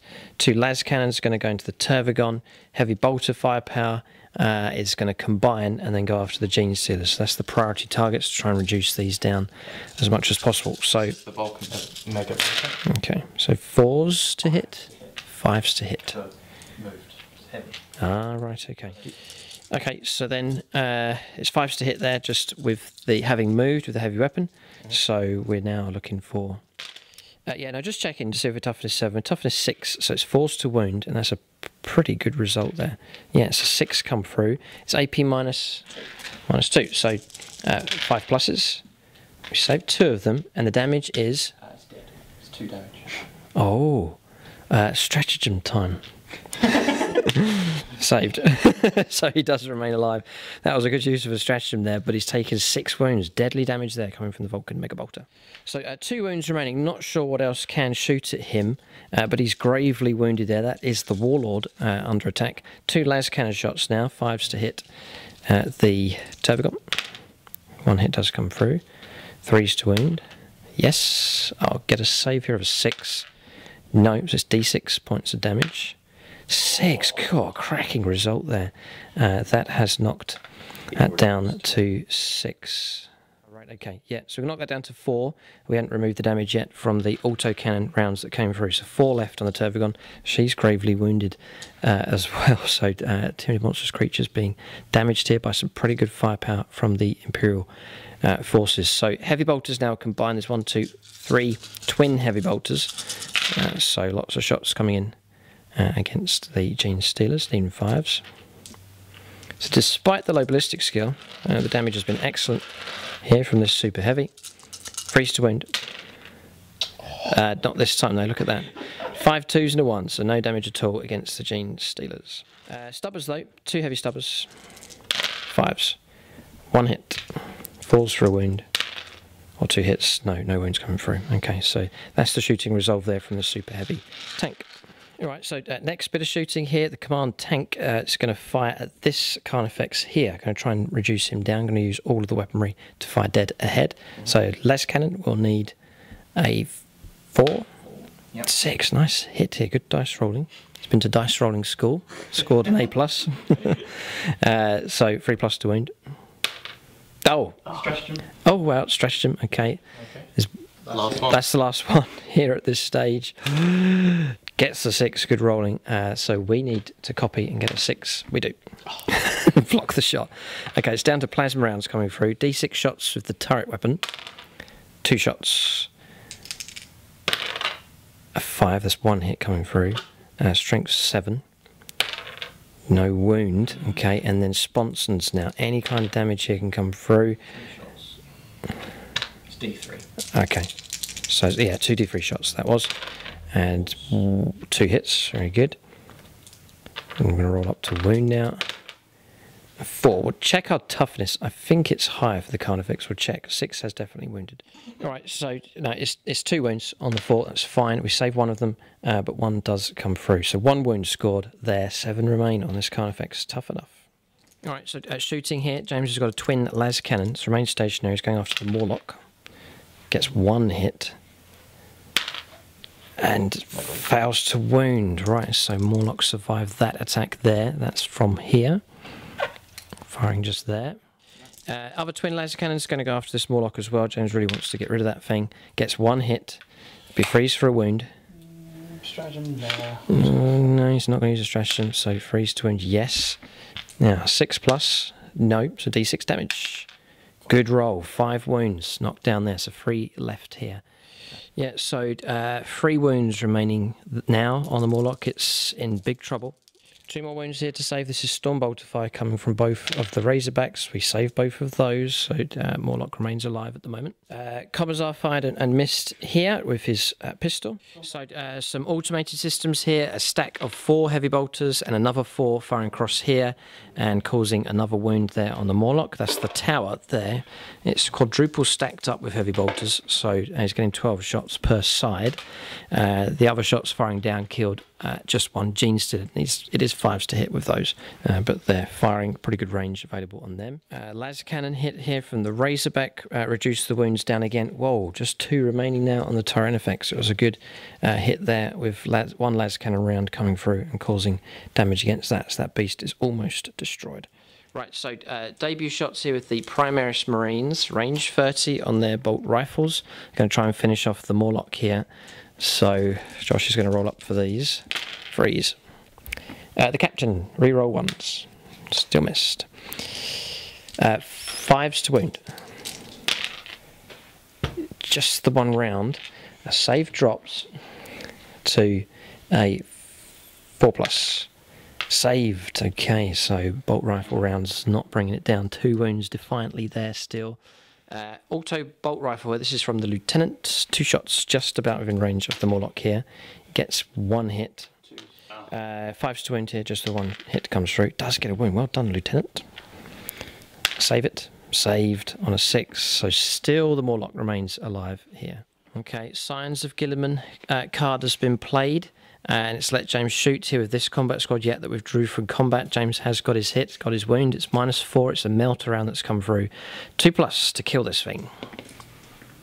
Oh, it teetered on a 1. He got a 5. Morlock has been destroyed. Finally, this monstrous creature has been slain. So, death throws. Yes. There could be trouble here. Alright, so hold it right there. We've had to roll up for some of these wounds that have come through. You see the green marker there? That is Catalyst helping to keep the Morlock alive. We've gone through the wounds and rolled up, and it would be 1 wound remaining still on the Morlock. Just remember that psychic power that was protecting that monstrous creature. So put it back, reverse the results there for the mortal wounds coming through. It hasn't died in death throes yet. 1 wound remains. Captain Kato Sicarius is in range. What a great privilege that he has. So here comes the shot. Not supercharging because there's only 1 wound left. Okay. So 2s to hit. I hit. Okay. Strength 7, AP -3. Wound. Gets his wound. Well done, Kato. 6+ will defy him. 5, no, and that's it. Then you lash out, but you would do that as a... So 5+ to see if we ignore this. Otherwise, we're going to keep the death throws result. Yeah. Yeah. Okay. So 5+. No. So we do die. So then we will reinstate the damage that was done. So a Marine was killed there, the result. Then happy to be put back again, and then he's going to be taken off again because he did die with the Morlock lashing out there in its final death throes. So that's him gone. The damage, by the way, was 2 scored on the Razorback, so that drops down to 7 wounds. Those are the units that were still within range, or in the range there for the death throes result. That's it. Morlock's gone. It's taken a lot of effort to get rid of him, but that's one of the monstrous creatures destroyed for the Tyranids. Okay, Captain there, defiantly overcharging his plasma pistol, causing 2 wounds there against that Carnifex just there. That was a good result for him. His defiant act, that's the last thing he'll do before he dies. All right, he's going to charge as well. Okay, very good. Automated defense systems firing, not too much effect from them. So what's left is the Titan. James has saved the best till last. We'll see where he decides to shoot here. Good choices need to be made to try and reduce some key Tyranid units down. James has the 2 weapon systems to call upon. Right, so James is going to fire both weapon systems at the Genestealers who are just crossing the fence over there. James sees them as a threat. They would stand some chance of reaching in combat. And if they, the strategy here is if one of these Tyranid units can reach the Titan, survive the horrendous overwatch, which the Genestealers would stand some chance. If they then lock it down, other units could then pile in, bypassing the overwatch. This is how important that Tyranid Genestealer unit just over there is. So James pivoting the model here, getting ready to shoot. banners fluttering in the wind, but about to fire with the weapon reach. So let James roll up all of his hits, all of his wounds for both weapon systems, and then we'll roll up some 5+ invuln saves that the Gene Stealers have. There's 20 of them for James to try and chew through. The horror has been cast. The crew inside are terrified. It's not going to put them off from shooting, but it has disrupted them to some degree. So Vulcan Mega Bolter here, adding 3s to hit instead of 2s. So firing that first. Ooh. The whole plan is to try and reduce these Gene Stealers down by as much as possible. Strength 7 is this one. It's strength 6, AP minus Strength 3. 6, so be freeze to wound them. So freeze to wound. I'll maybe make the saves here. Just whilst these are done.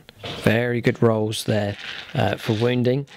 So we're on 5s and 6s to try and stop as many of these as possible. We do stop 3 of them.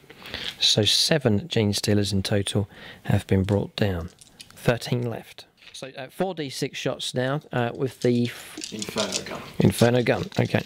So nasty, nasty weapon. That's good. That is a good roll. So So 16, 19. So freeze to wound hit. Strength 7. A lot more saves to make here. It's 13 Gene Stealers remain alive. I don't think James is going to destroy them. Well, if we fail all of these, we're going to save a few. So 13 left to kill. It's 10. So 3 remain out of that. So 17 Gene Stealers killed. It took the firepower from the whole Titan, but that's reduced them down. They're nowhere near the threat that they were. So that just shows you, actually, if we had a charge, we could have reached that in combat and not been stopped. So it was a wise choice. James trying to preserve the Titans, so selfishly shooting at the Gene Stealers, but if it stays alive, the hopes for the Imperium stay alive in this sector. So that's tactical shooting. It's a wise choice, I think, and those Gene Stealers have been horrendously damaged. Okay, so that's the shooting done. That marks the end of the shooting phase for the Imperium on their 4th turn. Not too bad. Some possible assaults. We'll see what James and Josh decide to do. So casualties then. There's some guard casualties just there. Then here for the Tyranids, this is what they've lost. The Lictors, monstrous creatures here. And then these are all recycles here, so these can come back again. We saw all those Gene Stealers destroyed, the 17 of them. Well, we just added 3 to the pile, and 20 of them will return back onto the table. But the point that they arrive now will be the north wall. That's where their force began. So they'll come on anywhere along that edge. So it is wise for the Titan to be at the other end of the board. He's safe from that unit at least. But the north is the weaker section here. It looks like it is going to fall and collapse here as the Tyranids close in on the next turn. But we'll see if there's any assaults left here or any assaults to come. We'll see what the Imperial forces decide to do. A couple of charges taking place here. First gear has been selected here and is going to try and run over the Hive Tyrant, the army commander. He's only got 2 wounds left, actually, so it really is possible to kill him. And then over here, the lone platoon commander is charged in by himself against a Carnifex. So heroics here, one from the driver of this huge tank and one from the platoon commander himself. So we'll get these 2 combats resolved next. So rolling up to attack here, Josh will get to go first. 9 attacks, needing 5 to hit. Okay. Oh, that is really good dice rolling. Strength. Time to put the squeeze into it. Of dice rolling. So strength 9, AP minus 2. Freeze to wound. Oh, 2. What's the damage? It's 2d3. 2d3. Right, I need to save these. We save 1. Just d3. So it's d3. You could kill it on a... Oh, yeah, no, it was a 2.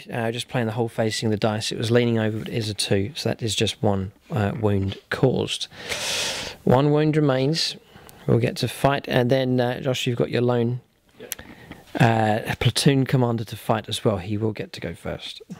Josh tempted to re-roll the result around the other side, but command points have all been burnt up here for the guard, so not possible here at this stage. Commander here, platoon commander with his sword drawn. So attacks coming in. Is it a power sword he's been given? He does have a power sword. That is genuinely cocked, I think, that one there. No, okay. And then... 6 is to wound. 6 is to wound. That's 6. No, okay, so no damage done. We'll let the Carnifex fight back, and then the Hive Tyrant as well. 4 attacks. 4 attacks here, 2 hits. 2s. 2 to wound. 2 saves here. Invuln saves for him. Refractor field. Passes, failed 1. Okay. Yeah, just checked in the rules there. Monstrous Scything Talons. It's a straight 3 damage, bypassing the Invuln save, so he has gone. And then we'll leave him there. We don't need to pile in. We're close enough anyway to the Leman Russ Demolisher. So round here onto the Hive Tyrant, fighting for his life. He has survived, but he gets to strike back now against the Super Heavy. Right, so 2s to hit here against the Stormlord. 5s to wound. 1. -2 to the save. So James rolls a 2. No, so it does go through. Yeah, no, so that wound's gone through. That is 3 damage. That's a pretty good result. That goes from 17 down to 14 wounds now. So the wounds dropping here on the Stormlord Super Heavy. So that is combat's resolved. The Guard and Ultramarines have fought back as best as they can. Damage-wise on both sides, it's been a pretty good display. Tactically speaking, it's hard to call at this stage. Tyranids advance is going well on all sides, but the Titan seems safe for another turn for sure. It's in a good position, holding an objective as well, and it will take a fair amount of movement, a fair amount of effort for the Tyranids to try and reach it in combat. And they'd have to try and do it coordinating multiple units to attack at the same time, and that does look increasingly difficult. But in other areas, Tyranids are poised to break through in different areas to cause trouble here. We'll see how much closer they can get to the Imperial forces and how much more damage they can do on their turn coming up next. So it is turn 4 now for the Tyranids. Coming up now.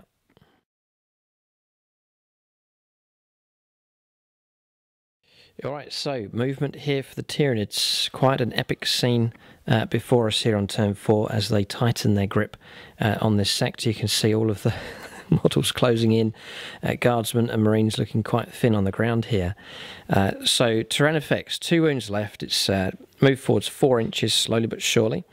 Fresh unit of Gaunts has arrived. So they've turned up there. There was a unit just here. They busted morale very, very badly and ended up being wiped out. That left. There's over 20 of them off the board now, so we've recycled them, brought a fresh unit of 20 just onto there. So that's them done. And they've made an advance. The ones that were here, they've advanced to move forwards. These have advanced as well. These have just moved. Then Carnifex is here, moving forward 7. Venom Thrope shifting across to the left just to grant a bit of cover, and then here Warriors shifting to the right. So now Synapse range has been resolved, so Warriors, both squads moving forward there. 1 Carnifex shifting left, heading off towards the Super Heavy. Tyrant Guard just here, and then the Hive Tyrant now quite safe behind heaps of Tyranids. So it should be easier to keep him alive. Then the Trigon Prime here has moved forwards, getting ready to charge the Super Heavy. Gene Stealer's moving 10, advancing, and will be able to charge either here, or they'll charge at the Guardsman, just holding objective number 2. Spawned Termagants, unit of 10, has appeared just there, after moving 6 inches now with the wound bracket there for the Tervagon. Gene Stealers, advance move from them, they're right at the foot of the bunker just there.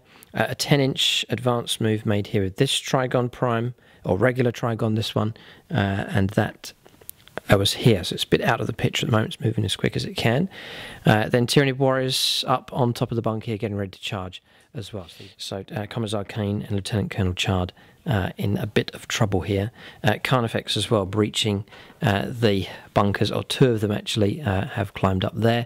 Broodlord swinging around behind the tank. Fresh unit of Gene Stealers now has turned up on the north wall, 20 of them pouring on here against the Leman Russ Demolisher. Then just here, forgot to move the Hive Crone. She's gone 30 inches over in this direction here, so to pose a threat against the Marines on top of the bunker.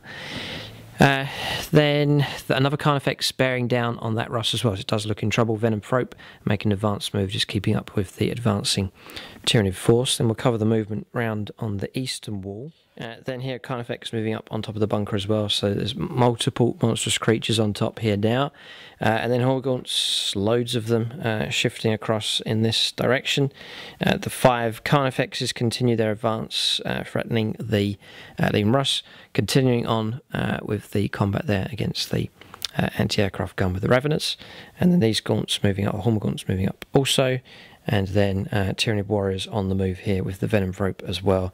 Advanced move done with the Trigon Prime, and the 3 Gene Stealers across the fence and now pose a threat to the Razorback. I doubt they'll try and charge the Titans. So that's movement done for the Tyranids. They'll go on to their Psychic phase next on turn 4. Alright, so Psychic phase finished nice and quick here. So Smite being cast. James is still getting his Void Shield protection, but 1 mortal wound. So we have made a mark here on this Titan here. So 35 wounds left. It shouldn't take too much effort to try and deal with that. Then across here, Smite going off very effectively indeed. 4 wounds dealt out here on the Super Heavy. So just 10 wounds remain against this thing. There's every chance that we could destroy it this turn. So Psychic Power is really helping out. 3 wounds dealt out here with Smite from the Broodlord also. And then round here, Catalyst was cast successfully onto the Trigon Prime, and then the Horror back on the crew of the Scout Titan just there. So Psychic phase done. It was good here from the Tyranids. Smite very effective indeed, and both the powers going off. So that is the Psychic phase finished. We'll go on to shooting now for the Tyranids on their 4th turn. Right, so shooting phase here, going to capture this one. Now we're under Synapse control. 1, 2, 3 Carnifexes. They're going to fire their heavy venom cannons, and they're going to target the Titan here. So James not really nervous, still brimming with confidence here, but we're going to start the process of trying to grind this thing down. This is the number of shots. Look at that, 2 6s and a 5. So 6 shots will be directed here against the Scout Titan. Sorry, it's 9 shots, 4s to hit. Come on. Let's get it.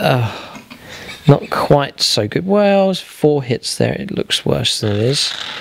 And then we're Strength 9. Toughness 9. Toughness 9. 4s to wound here. We'll use a little stratagem. Gets the wound. Right, so 3 wounds caused. It's a good weapon. There's 3 wounds to save here. It is a good weapon. James, the Void Shield means that you can't get worse than a 4+ save. Even against mortal wounds, it gets anything. James' save is 3+. It's -1 on the save, so it perfectly takes it to a 4+ there. So a little bit of pressure here. 4 pluses. James fouls all of them. So it's 3d3 damage. Hold it right there. 3d3 damage. This is good shooting here from the Carnifexes. It's not too bad a result. 5 wounds come through, so not bad there. That'll rattle the Guardsmen and the Ultramarines. This thing is not impervious. It can take damage. 5 wounds picked up there. That's good shooting from the Carnifexes. Well done to them. And they're not a brood. They're individual models, so it will take a bit of effort to try and reduce them down. Alright, so just discussing the rules here. It may not be able to destroy this thing in a turn, but we can knock it down in brackets. It will affect the Void Shields, the movement, and the ballistic skill here. And James informs me that 1 more wound will knock it down to the next bracket. What an objective to try and reach here.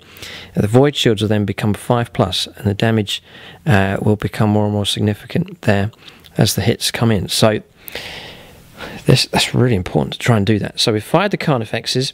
The Strangleform Cannon here, D6 shots. Oh, a 1.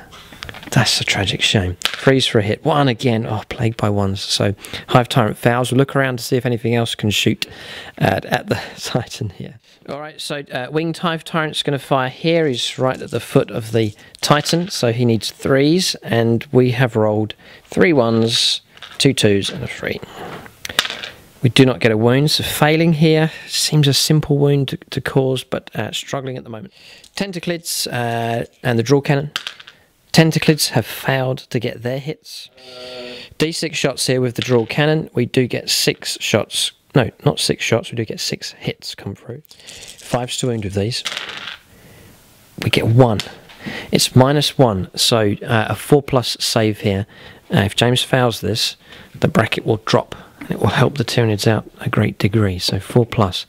It rolls onto a 6. Well done. So still keeping James within that bracket. Alright, so Death Spitters have fired at the Rust and done no damage. 2 Venom Cannons. Regular Venom Cannons. 2d3 shots. Just the 2. Firing at the Titan here. 4s. Do get the 1 hit. It's a 5 to wound because it's Strength 8, Toughness 9. No, it doesn't. Oh, it's just desperate here. So I reckon there's not much left. It will do the small arms fire and other units. But from this end, at least, the Titan seems to be safe. So just a little bit more shooting took place here. Gaunts firing up in this direction, and also Stinger salvo, and then the 12-shot weapon from the Trigon Prime as well, bringing down a good number of the guardsmen, halving that squad in size, just the regular guardsman squad just there. That's the shooting done around this side here, so we'll go over to the eastern wall now to see what firepower can erupt from there, and see if we can pick off that wound there on the Titan. Alright, so around here, these two units of warriors are going to combine. Devourers here firing at the Titan. So that's those hits. Sixes, yes, 1.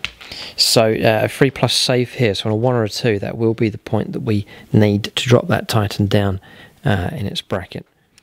So a 3+. Oh, save there on a 6. Running out of options here for the Tyranids. Right, so we've got Venom Cannons, 1, 2 and 3 from this squad, so we'll fire that one. This is D3 shots each from these, so that is 6 shots. They are all in range of the Titan. In 4s, you get 3. 5s to wound. There is 1, it is -1, so 4+. James rolls a 5. Oh dear, defiantly hanging on here, but wounds coming through, so it's some encouragement there for the Tyranids, but they're struggling here at the moment to get that crucial 1 more wound on the Titan. So then the other two Devourers here firing up cause no wounds against the James passing 4 saves actually for the Tyrannic War veterans. So that's that shooting done in this section. We'll cross over to here now. Alright, so shooting phase finished. All we had left was these 2 Stranglethorn cannons, which fired through at the rear end of the command Russ over there. 1 save was required, which was passed, so no damage coming through. So that is shooting phase finished here for the Tyranids. Not too bad really. Psychic phase was encouraging, and the shooting phase not too bad, but now it's on to combat. It's an opportunity to charge multiple Imperial vehicles, try and delete as many of those as possible, and tighten the noose that much further. So cutting down the Imperial options as best as possible. We'll go on to assaults next to get Overwatches resolved as well. Alright, so charges taking place, loads of them here. Gene Stealers, 3 of them making it into combat against the Razorback. 2 units of warriors plunge into the 5-man combat team just at the base of the bastion there. 1 Carnifex goes into the Commissar. 2 Carnifexes plunge into the Leman Russ. Melee continues here against the Flak Gun. These all advance. These 2 Carnifexes tried to charge but failed to reach the tank. And then across here, Gene Stealers have made it into combat. So has the Venom Thrope, so has the Broodlord, and this Carnifex here as well. This Carnifex has charged the automated Icarus Las Cannon. The Carnifex across there charged the Las Cannon as well, just trying to destroy and neutralise those automated systems. Okay, so more charges taking place here. The Flyers harassing the Ultramarines here. It's full of wings, this sector here. So charging into the Razorback, no damage. This one here, not that it can do too much damage, just to silence that for a turn. And then, does that apply to vehicles, your raw for Ultramarines? If you back out? Only infantry. Okay, right, okay. So no, that was worth charging that Razorback just down there. A 5+ Invuln save on a reroll passed. Las Cannon did hit the other winged Hive Tyrant, but he has survived and made it into combat against the Razorback just there. Hive Crone has charged into combat against Captain Kato Sicarius. Now he has to defend himself against this Tyranid Flyer.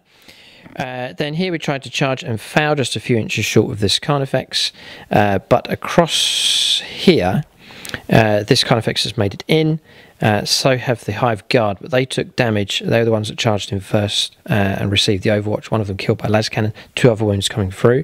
But once contact had been made, the Hive Tyrant charged in, Trigon Primes charged in as well. Then here Gene Stealers have made it into contact, losing 1 of their number from Overwatch against the Leman Russ. And then here the Tervigon has made it in against the regular squad, contacted first by the Carnifex, and then the Gaunts have made it into combat against the same squad as well. Gene Stealers, 2 units of warriors have contacted the missile teams, and 1 of their number was brought down by a hit from them as well. That's charges done. Multiple contacts all across the board here, so going well for the Tyranids. We'll see how much damage they can do. We'll get these combats resolved next for them on their turn 4.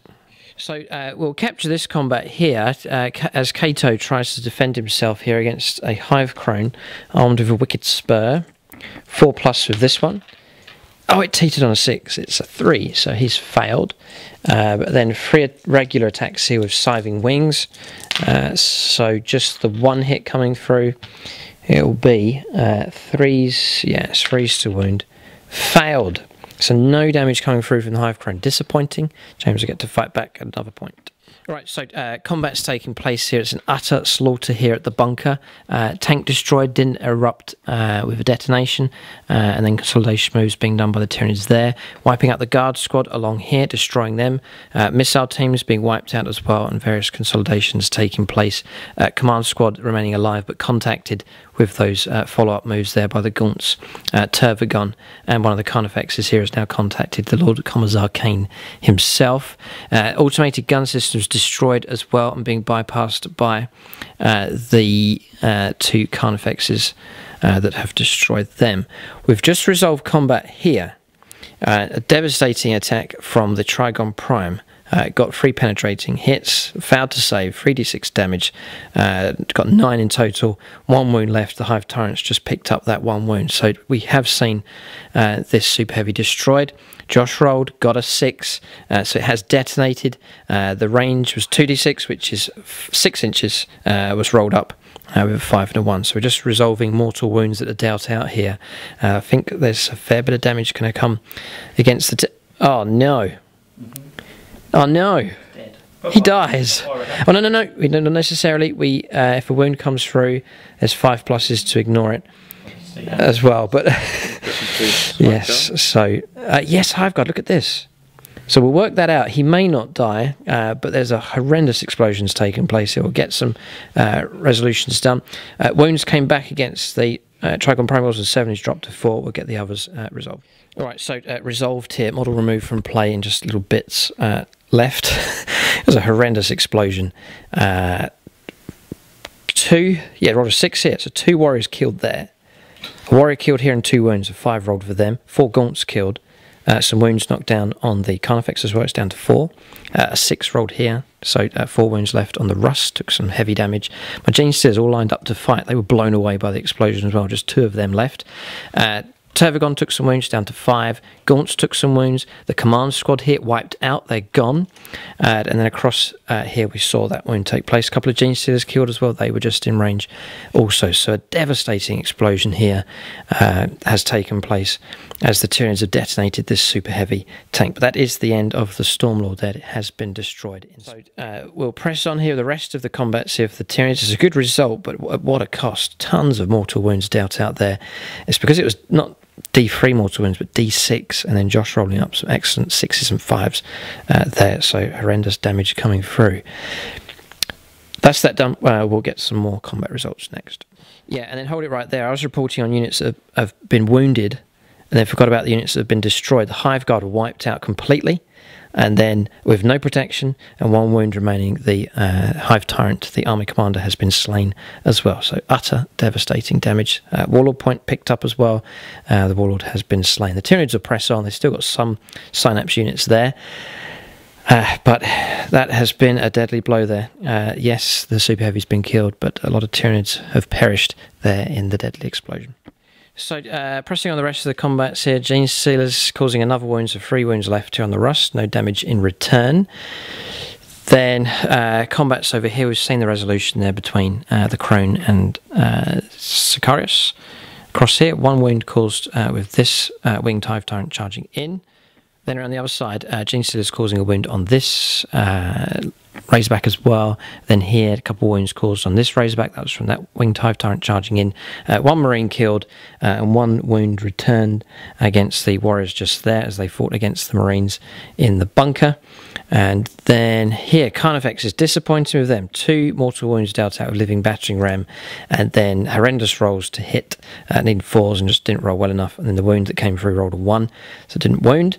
And then the same against the Commissar. He has survived as well. 1 hit against against him, but rolled a 1 to wound as well, and then no damage from the living battering ram special rule. Automated system here destroyed. Raveners beginning to move off. So a miracle here. The Commissar has remained alive. I don't think he's going to stay there. I think he'll continue to move back, and the tank, it remains on 10 wounds as well. But this is the scene of devastation here. The Tyranids have truly broken in on all sides, but still Imperial resistance remains as a contingent of Ultramarines just there in the firebase. The Titan on patrol as well, still firing and in pretty good shape. The Tyranids have failed to reduce it down in its bracket of damage. And then atop the tower is Diotrephes and his Primaris Marines. They're just at the very top there, observing all that goes on, seeing the Tyranids getting ever closer to the base of the tower. James has had the option to bring them down, but they're staying at the very top at the moment. So it looks like they'll survive, unless the Tyranids, well, if the Tyranids keep going here, it's a good pace they're setting. They may well be able to reach the tower and move up the levels and fight at the top. So that is the turn finished here. We'll go on to turn 5 now for the Imperial forces as they seek to repel this Tyranid invasion.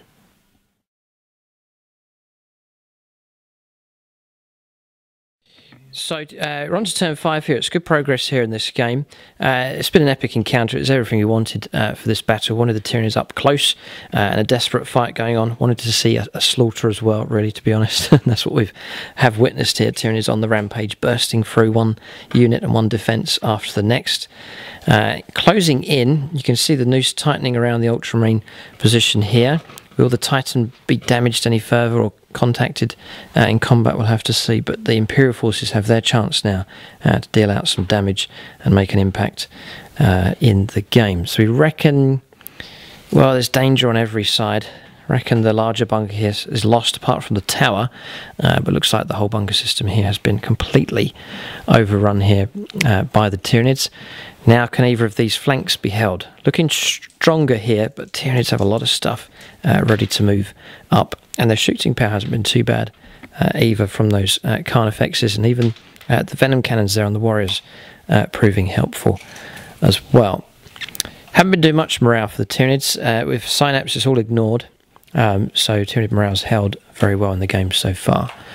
James just reacting here. He's beginning to move, and his force is probably trying to pull them out of combat as much as he can. It's all about time, buying time, but some forces not retreating. Needs to, tactically, the Imperial forces do need to cling on to these objectives, so they can't continue to fall back. They have to hold at some point and try and keep the objectives, otherwise tactically the Tyranids will win the game if they overrun too much of this defence.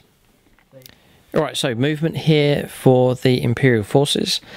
So Commissar Kane remains in combat. He's decided to stay and fight. He's not going to retreat any further, just with the objective nearby there. Then Commander Chard as well, holding position, fighting against the Tervigon that's moved into base contact with him. So those two heroes, the stars that they are, will continue on in the fight against the Tyranids just there. Then across here, Ultramarines will hold their position inside the firebase. There's the objective just on top there, worth 2 points. Ultramarines will fight to defend that. Captain Kato Sakaris will not withdraw from combat. He will continue on in the fight there against the Hive Crone. Terminators have been disembarked here and ready to charge into the Tyrannifex. I think I see what James is doing. He's trying to protect the base of the Titan, and then also this exit point here and that objective just on the baseline over there. So using Terminators as a screen, their first target is to try and destroy the Tyrannifex just there. Backing out of combat with this Razorback. Titan holding position, not really too many places he can go now. He's backed up right against the edge of the board. Round here, there's nothing really to report for the Imperial forces. Tank reversing here, and the other across the other side is reversed also, going back to back now. This is the last stand for them. Okay, there's been adjustment to movement around the other side, but we'll cover that in just a moment. Around here then, the Razorback's been swung in front here to provide some kind of screen against the Carnifexes moving through. This squad, there's two Melters there, Combi Melter and Melter in the top squad, and they're available to shoot, so I think James is going to try and take on one of the Carnifexes here. Dropping out of combat and moving up a level with the combat team just there, and then moving out of combat as well from the Gene Stealers with the Razorback has fallen to the back line there also. And again, nothing to report here. This bunker's been lost, apart from the Red Scorpion Primaris Marines at the top of the tower. Not moving with those. They're going to stay where they are, so Tyranids will struggle to reach them, but they are virtually cut off now. So in that regard, the Ultramarines have failed in their task and served the guard in defending this bunker and defending the Red Scorpions, or what's left of them, at the top of the tower. So isolated and cut off now. But Captain Darktraphase, he can see the Imperial forces, but it's going to be too risky to try and reach them, we reckon, now, as the Tyranids swarm around the base of the Great Tower. So it's just a little bit of movement correction around the other side. First, the Storm Raven, by the way, has just moved across in that direction, staying on the table, ready to fire. So here, Chard has broken away from combat and moved 6 to there, running across this bridge. And then the Space Marine Lieutenant here has then crossed the bridge here with his combi melter gun from the combat team as well, and combi melter with the Sergeant moving out. I think they're going to try and bring the Tervagon down just there. So just a readjustment here. Marines crossing the bridge, Guardsmen running across the bridge in the opposite direction, trying to retreat. So Chard trying to save his life. And then Commissar Kane fighting, or maybe not aware that Chard has done a runner here across the bridge. So that is, there is one Guardsman left in this bunker. It's Commissar Kane on his own, single-handedly trying to hold back a Carnifex and indeed the entire Tyranid force attacking the northern wall. So we'll go on to shooting phase next for the Imperial forces on turn 5. Shooting, most of it's been resolved here, just the Titan to fire at this stage. So damage here, the Primaris Marines firing down with their bolt rifles, picked off the 2 Gene Stealers. So a bit of covering fire there for Captain Chard as he seeks to retreat across the bridge. Firing here across against the Tervagon, struggled to damage that with the melters. They were meant to destroy it, but it still has 5 wounds remaining just there. No wound coming through from the pistol from Commissar Kane. Cross here, no damage from the Stormbolter from the Chaplain there against the Tervagon. And then a combination of firepower from the Devastators, the Storm Raven gunship as well, and then just going around the other side. And then a shot from a melter that's just in here came across, all of that combining together, destroyed the Trigon Prime just there. We did roll up the 5+ for Catalyst. It preserved that monster to some degree, but the final wounds did come through and it was brought down. No death throws rolled up for that one. Gene Stealers killed 2 of them, brought down. That was fire from the Hurricane bolters there on the Storm Raven. Then automated defense systems, the Icarus autocannons just there, one across on the firebase as well, bringing 2 more wounds down on the winged hive turret, so 5 wounds left on that monstrous creature. 2 hits, but 2 twos rolled to wound the Carnifex down here. That was 5 from the melter, combi melter from that combat squad that's just there. Automated defense systems, the heavy bolters, lots of shots from those. A couple of Gene Stealers brought down across on the other side, and yes, and Raveners damaged there as well. So that, we reckon, is the shooting done. The tanks, the Imperial tanks here, the Razorback and these 2 Imperial tanks, unable to fire because they had to pull out of combat. So that is it. Oh, we just have the Titan to fire now. We'll see where James decides to fire with that next. So Inferno gun here fired and destroyed the winged hive turret just over there. So that's a bad loss there for the Tyranids. It's a decent flyer. He's gone. And the Tervagon destroyed as well. That was from the Avenger. Vulcan Mega Bolter firing through, okay, reducing her down. Then she exploded, destroyed 5 gaunts. This 1 gaunt remains just there, and no, there is synapse. Look, there's warriors here, so it'll still automatically pass morale. That is shooting phase finished. It's been pretty impressive here from the Imperial forces. They've done okay. Not too bad at all, killing a number of key Tyranid monstrous creatures. Tervagon's gone, winged hive turret's gone, a Trigon Prime has been destroyed as well. So pretty good shooting this round. We'll go on to assaults next. The Titan is going to charge into the winged hive turret here to try and finish that model off. We've got Commissar Kane fighting for his life. There may be some other combats as well. Oh yes, Cato Sicarius fighting for his life as well against the Hive Crone. So roll up charges and Overwatch first. Okay, so charges are taking place. Just to mention, that's good covering fire here. Under threat, and then now look at the distance that's been cleared there with Tervagon destroyed, and then the Gene Stealers picked off as well by the Primaris Marines from above. But charges taking place. No damage on Overwatch. The Terminators made it in. 1 wound taken on Overwatch. So now the Titan has fallen below the first bracket on 29 wounds remaining against the Winged Hive Tyrant just there. And then we've got the ongoing melee. So we'll get these combats resolved now on this turn 5 here for the Imperial forces. Right, so on to combats here. The Titans charged in. James trying to destroy the Winged Hive Tyrant here. It's on full strength, so it does have 8 wounds, but James has a deadly attack here. Now his profile's been knocked down, so he'll be on 5s to hit. He gets 12 attacks with the Titanic Stride is the rules here. So 5s and 6s. He scores 3. Then strength 10, it'll be on 3s to wound here with these. There's no rerolls available, they've all been used. But they all pass, that's good. It's AP -3. We get some 5+ invuln saves here, which we fail. How much damage is that? 9 in total. 9, okay, we're going to have to use a reroll here. So a 5+ here to block this. We're dead anyway, it's just 3 damage a time. Yeah, so I'm not going to use the reroll. There is no point. Squish. So it is squished, yeah. Oh, Death Throes. Do we get Death Throes? We'll have to see if we get Death Throes here. Might be able to just sort of explode ourselves under his feet and cause some damage. Just check the rules here. So yeah, we do get Death Throes, so we'll roll that. We have died. It was a risky move that if James hadn't have caused that much damage and we'd remained in combat, they would have given free access for Tyranid units to charge in without any danger of Overwatch. So risky move. It's paid off there, but by quite a narrow margin. Roll a dice to see if we get a 6. Oh, it wasn't a 6. It rolled over to a 5. We'll do a reroll. Why not? That's the 6 we're looking for. So it is mortal wounds that come through. See what we get. 2 mortal wounds. 2 saves of 5+ here. Otherwise mortal wounds will come through. Every wound counts against this big beast here. Very rarely it dies in games. 2 failures. 2 more wounds go down. So 27 wounds now remain against the Titan. He's squashed the Winged Hive Tyrant. But it's at the expense of 2 wounds. 3 wounds actually, because a wound was dealt out on Overwatch. We have some other ranges. I need some range measured up here. Some more mortal wounds coming on these, the squad there, and the vehicle as the Winged Hive Tyrant dies in its Death Throes. Alright, so combat's resolved here. We saw the Winged Hive Tyrant destroyed. More mortal wounds coming through. 1 on the Razorback. 1 of the Marines of the Devastator squad killed as well. We did resolve the combat between Sicarius and the Crone, and no damage on the Crone. Sicarius did take a wound coming through. And then Commander Arcane has survived. 1 wound coming through from the Carnifex. A 5+ invuln save passed.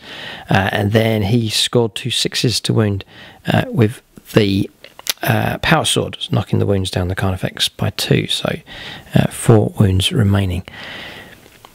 That is it. That is combats resolved here, so that marked the end of turn 5 here for the Imperial forces.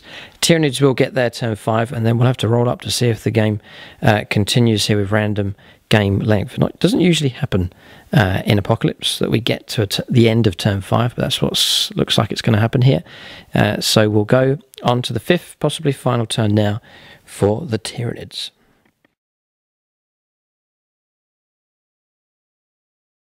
So we're on Tyranid movement here on turn 5, just covering, not sure if we covered the result here. Tyrannifex was killed.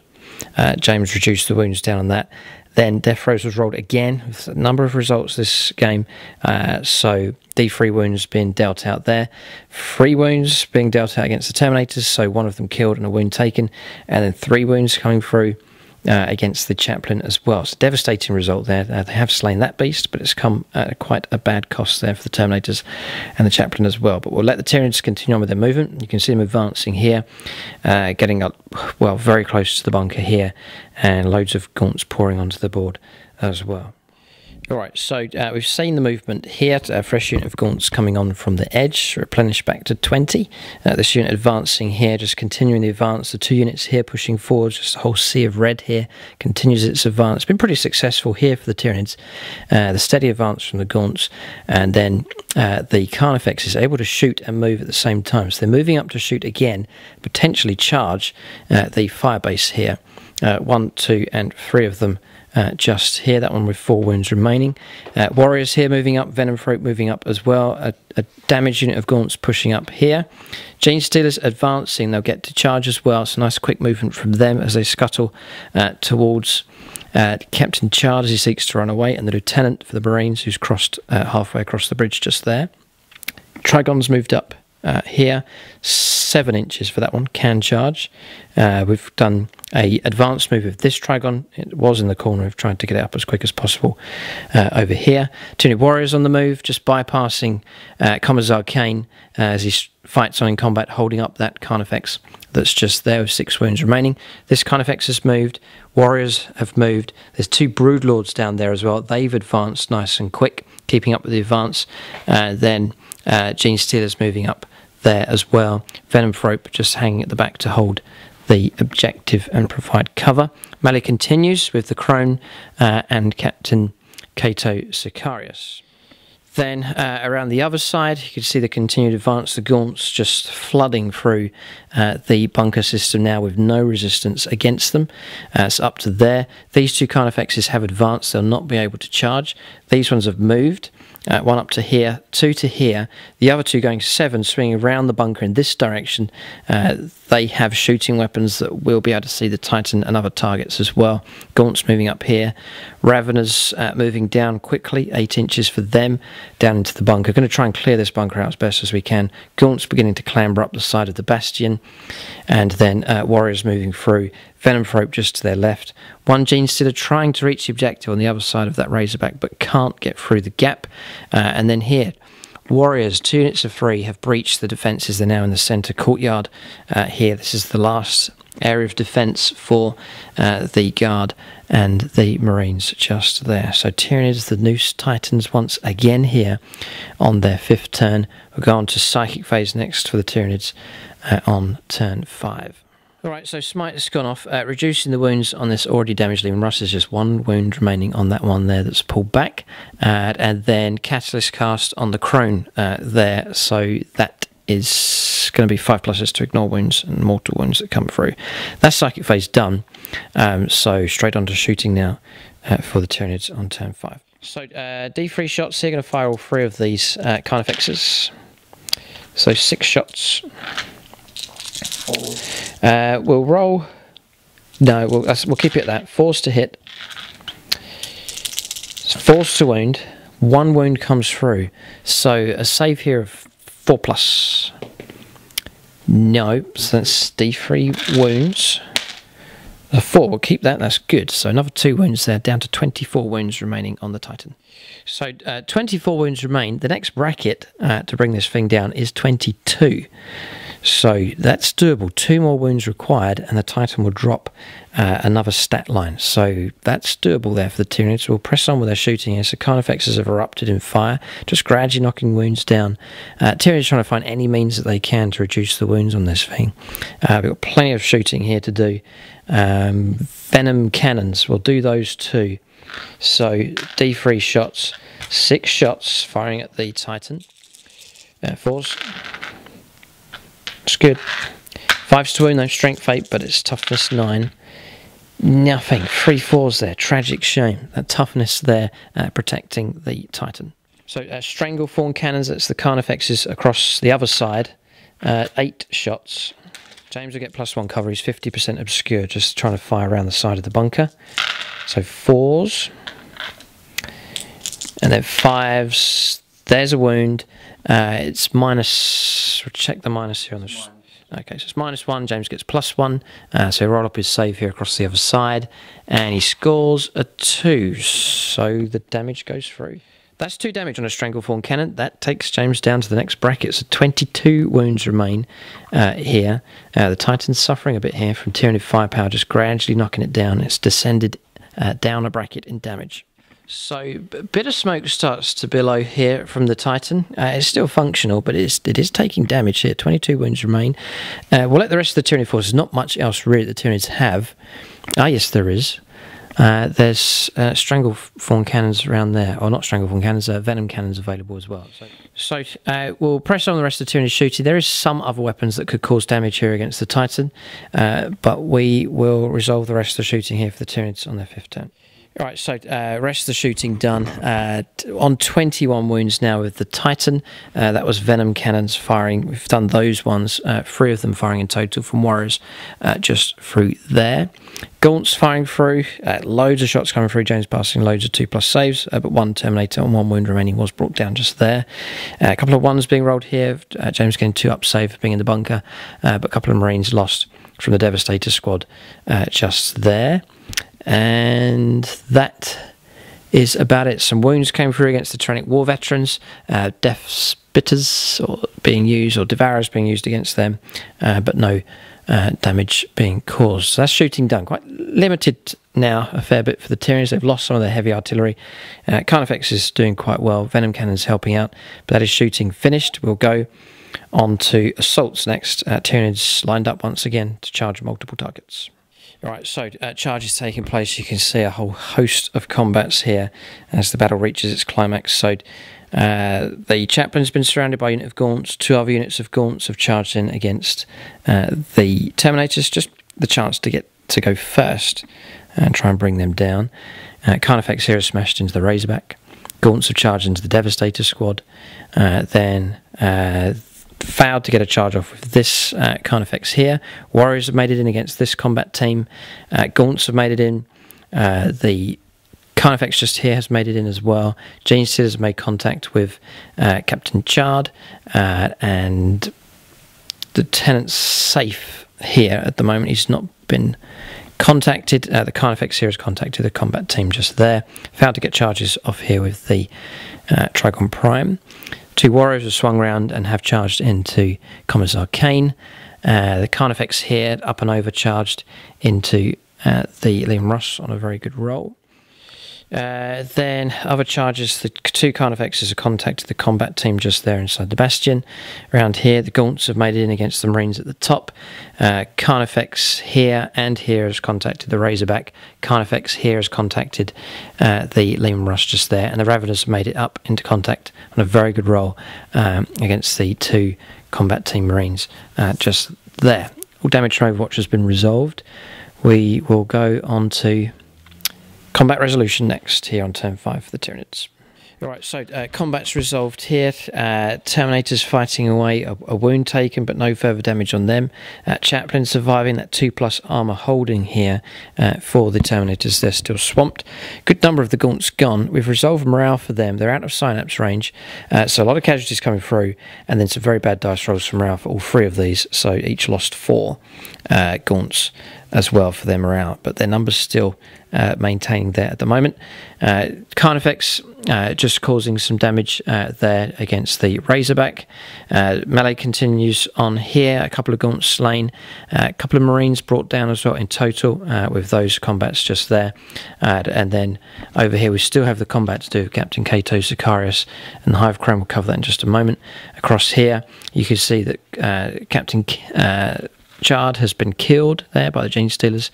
They've consolidated in and surrounded the lieutenant there for the Marines, so he's now locked in combat against them. The combat squad that was here was destroyed by the Carnifex fighting, the Warriors fighting, and the Gaunts fighting against them. Here Commissar Kane is dead as well. Carnifex destroyed him. Warriors helping out as well. So they've moved off, headed in this direction, holding on to the objective. Also, then over here, the Carnifex is sort of struggling. Needing 4s to hit and just 4 attacks. So sort of struggling with their attacks there. So 9 wounds still remain in this Liam Russ. This one here, though, it did destroy its target. That Liam Russ destroyed there. So it's shifted off towards the other tank just there. Okay, we've just resolved that combat there. Sicarius took another wound. He's taken 2 in total and did no damage there against the Crones. They're still locked in mortal combat. Around here we saw the results against the tanks. The 2 Carnifexes here did well, but failed to destroy the Razorback just there. It has 1 wound remaining. Up here, the combat squad that was there, they were destroyed by the Raveners with their rending claws. And they've shifted across here to contest this objective. The combat squad that was under here wiped out by the 2 Carnifexes before they had a chance to fight back as well. That is the turn finished. Tyranid oppression here continues. They've done well. They've swept clear now this huge bunker system of any Imperial Guard, just the Primaris Marines at the top, who I think will be happy to stay where they are. They're not going to try and move down. If the game continues, Tyranid units may well start to work their way up the stairs here and flush out the Primaris Marines at the top. And then, yeah, Gene Stealers would be good for that. They can go 2 levels with a move, plus their advanced move. They'll get close to the top and possibly be able to charge in just 1 turn. So it is possible to do that for them. Here, the last of the vehicles making their stand. They're all in big trouble here and not be able to shoot. So Tyranids are breaking into the final compound here. It's a desperate struggle. And objectives beginning to fall as well. So pressure on the Imperial forces at this point. We'll randomise the game though. We'll see if it continues. Last James to roll a dice. Yeah, it's just playing like a normal mission here. So a 3+, we will go on to turn 6 here. Turn 6 in this Apocalypse game doesn't usually happen. 3+, simple power armor save. Which James doesn't want to pass, but he rolls a 4. We'll get turn 6 here for the Imperial forces. Turn 6 coming up for them next in this epic conflict.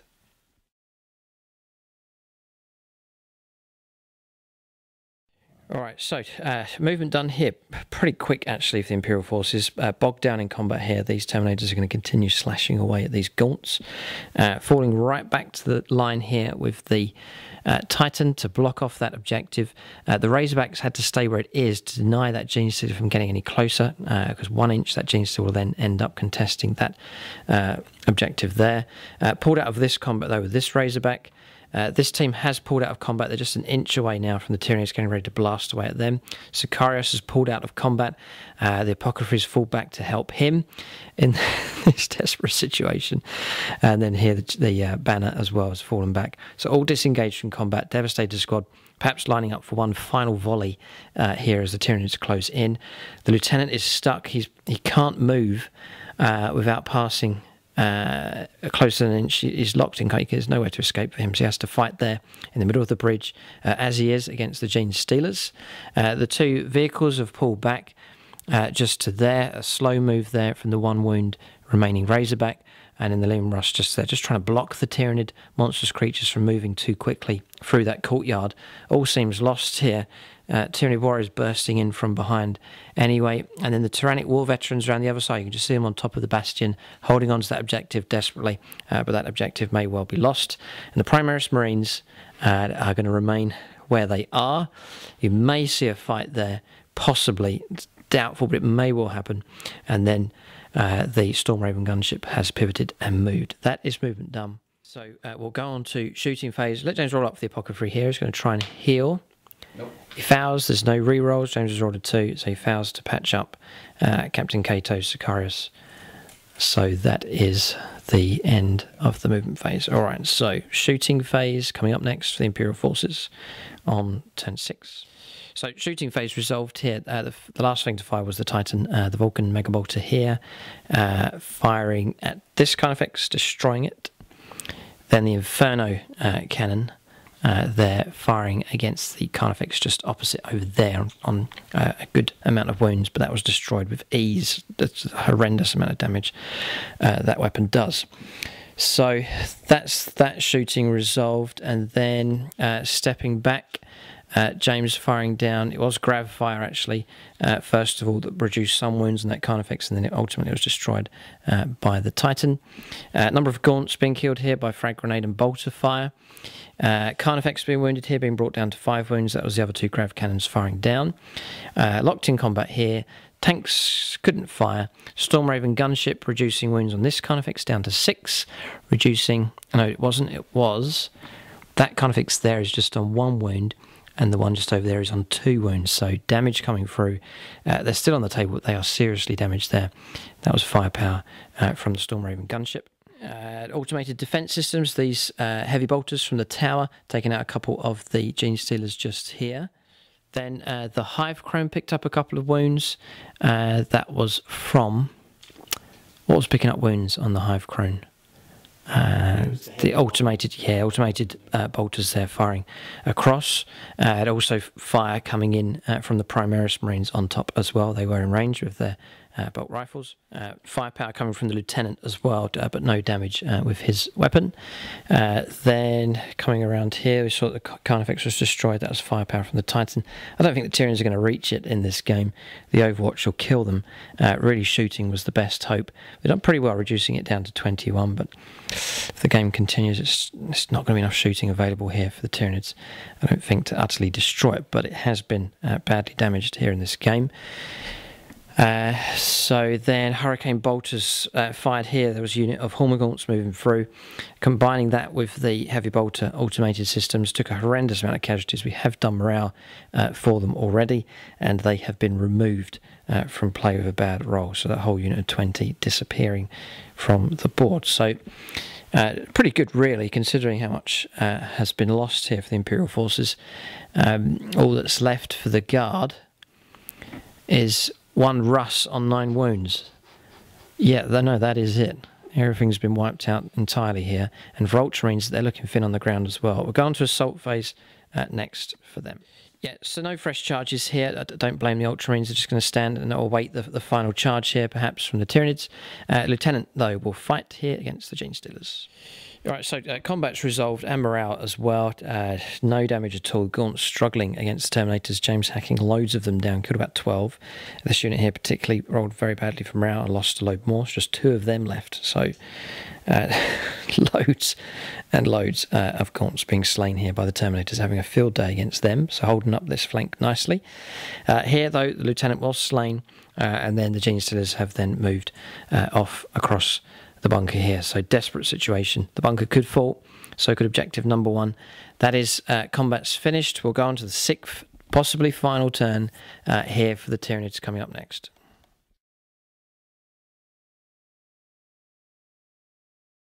Alright, so Tyranid movement here on turn 6. 2 fresh units of Gaunts have turned up, this never-ending swarm here. So that it's all in vain here for the Terminators. But they've been disengaged. The Chaplain's still bogged down in combat, but the units that were fighting them have instinctively moved on deeper into Imperial territory, and 2 fresh batches here of Gaunts have turned up. Carnifex has moved across, again getting ready to charge into the Razorback. Gaunts haven't moved, they're ready to charge there. Warriors moving up, getting ready to shoot and charge. Carnifex is now up there as well. Genestealers sneaking round behind an excellent advance move made by them. So Sicarius now virtually surrounded and cut off. Marines falling. Devastator squad stand nobly by him. Apothecary as well, working to try and heal those wounds. And the chapter Ancient there, the banner still being held there, but this could be the last stand on top of the firebase here. The 2 Trigons, Trigon Prime, regular Trigon moving up, and then Tyranid Warriors on the move.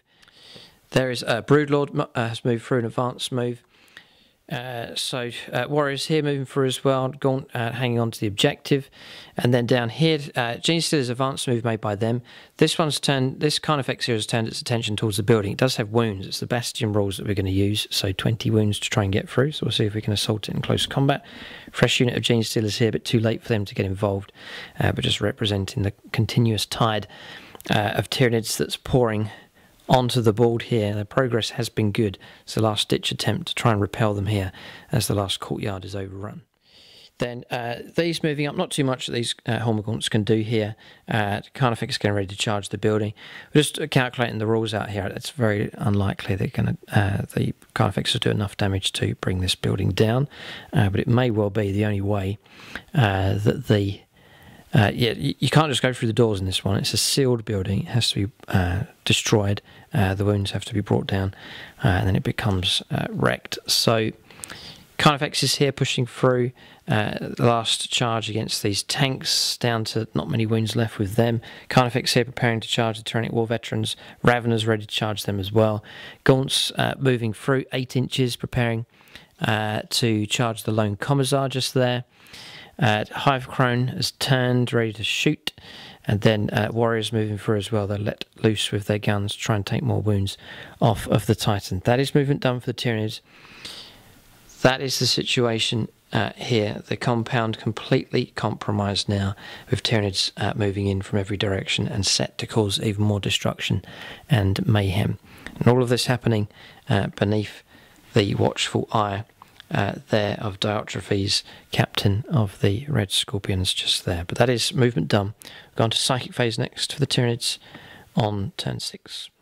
Right, so Psychic phase here, Smite cast, 1 wound went through on the Leman Rush just there, it was the closest model. And then here, the Broodlord just there, Smite against the building, went off, 1 wound caused. We give it 19 wounds. The rules just for a regular Bastion, we've made this one extra tall and gave James the use of all of the heavy bolters, but it will be just regular rules here for the Bastion. So it's 19 wounds left out of 20. That's Psychic phase done. Shooting phase next for the Tyranids on turn 6. Okay, so shooting resolved here. Titan's been dropped now to 17 wounds. That was fire from heavy venom cannons, death spitters, devourers, even flesh borers here chipping in as well. So just forcing saves, and it has resulted in the wounds being knocked down to 17 left. That's out of 35. 36, so not too bad there from the Tyranids. We reckon James would probably be forced to retreat here with the Titan. Don't think he'd hang around for much longer in this game. That's not good news for the Red Scorpions all the way over there in the in the tower, who was some distance away. Down here, Terminator's gone. Double volley blast came through and failing a number of saves there, but a couple of ones, or number of ones being rolled enough to wipe out the squad. Chaplain now fights on his own.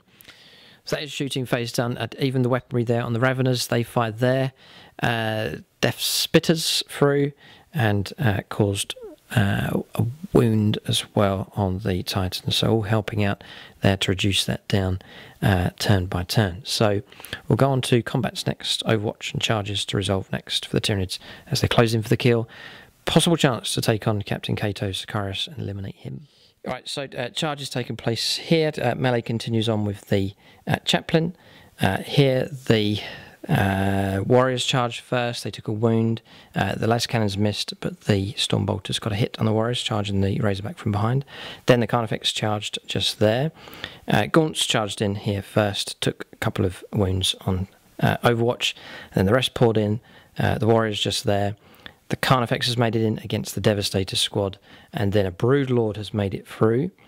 Here, contacting the Chapter Ancient, and then the Gene Stealers behind, they've made into contact against the Apothecary and Sicarius as well. So that's that charge. We lost a Carnifex, was destroyed just here. Yes, that was Overwatch. Yeah, from the execution, it was good shooting, reducing that down. And then the 2 more Carnifexes then charged it and survived the Overwatch. 1 more Carnifex charged the Razorbacks, just 1 wound remaining. Gaunts charged first, contacting it. No damage from Overwatch. The Commissar's been contacted by them as well. Then here, 1, 2, 3 Carnifexes. All of the Gene Stealers and a Broodlord have all made contact here with the base of the tower, so they look set to try and destroy that. And then, so that's that melee going on there. We've seen the Carnifexes charging in against the vehicles. Then up here, Tyrannic War Veterans have been contacted by the Carnifex. It's charged up. And then the Raveners as well have made contact with them, trying to flush them out from holding that objective. That's charges done. Warriors have charged here, not the Titan. Trying to avoid that, but putting pressure on the Razorback here in combat with them. That's assaults taking place here. This desperate attempt to flush as many of the Ultramarines away from objectives as possible, just to pick up points here as the game has gone into turn 6. So we'll go on to combats now on turn 6 for the Tyranids. Alright, so combat's resolved here. This game's going to be tight. A couple of wounds dealt out on the Razorback, 7 wounds left, but it's not dead. James still holding that objective. Then here, Razorback destroyed by the Carnifex.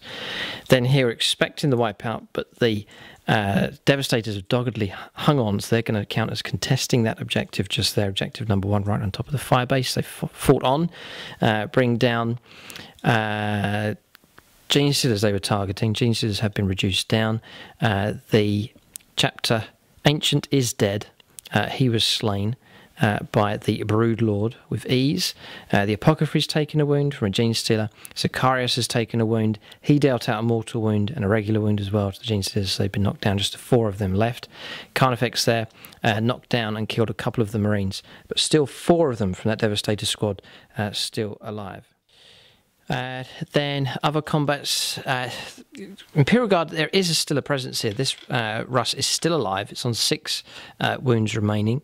Carnifex is again struggling to finish it off. Other Razorback was destroyed there by the other Carnifex, along with the Commissar as well. He was killed. And then that was him. He's gone. And then across here, the Raveners and the Carnifex destroyed the last of the Tyrannic War veterans. That objective has fallen into Tyranid hands. You can see the advance there made by the warriors, but they're wary to charge into the Titan just there. And then some cataclysmic events have taken place around here at the tower, which is destroyed. The Primaris Marines have had to make a disembarkation. One of them killed as they had to escape from the crumbling tower, and they've disembarked there, now claiming the objective with their objective secured rules there for the troops choice, the regular intercessors. So that's a bit of a twist there, destroying the tower. That took the efforts of the Broodlord, 3 Carnifexes, all these are in base contact with it, and they're around the other side, 18 Gene Stealers, causing a load of rending wounds. It was 80 attacks, no, a bit less than that. It was 72 attacks from them coming through on 2s to hit with help of the Broodlord. Loads of 6s being rolled there, and that helped bring the wounds right down. 20 wounds being scored. It was 19 wounds remaining, so the tower was destroyed. It was wrecked. We rolled to see if it detonated. It didn't, so it's just a burning building here, and then the Primaris Marines have had to make their escape just to there. So now that is finished, the game hangs in the balance. We have fought so long and hard at this game here, and now the game hangs in the balance here, because if we go on to the next turn, Tyranids will do well, because the Primaris Marines will be in a heap of trouble. They'll not survive in amongst all these Tyranids here. If the game ends here, then the forces of the Imperium will win, despite the horrendous losses. So we're going to ask James to roll a dice. On a 4+, we will get turn 7. 1, 2, or 3. The pain will end at this point. Stratagem on standby. Oh, he's got a stratagem, right? So he's determined to go. He's passed. There will be turn 7. He's going to use his stratagem. 5+ to regain it. 5+, yeah. Kato's still alive. Okay. No. So all stratagems gone. All sides have now used up all of their stratagems, and now the game's 50-50 decision. It's all down to this dice roll here. On a 1, 2, or 3, the game will end. 4+, we'll get turn 7. We get turn 7. It is turn 7 here. Tyranids have a chance to swing the game back in their favour. So we'll go on to movement next for the Imperial forces.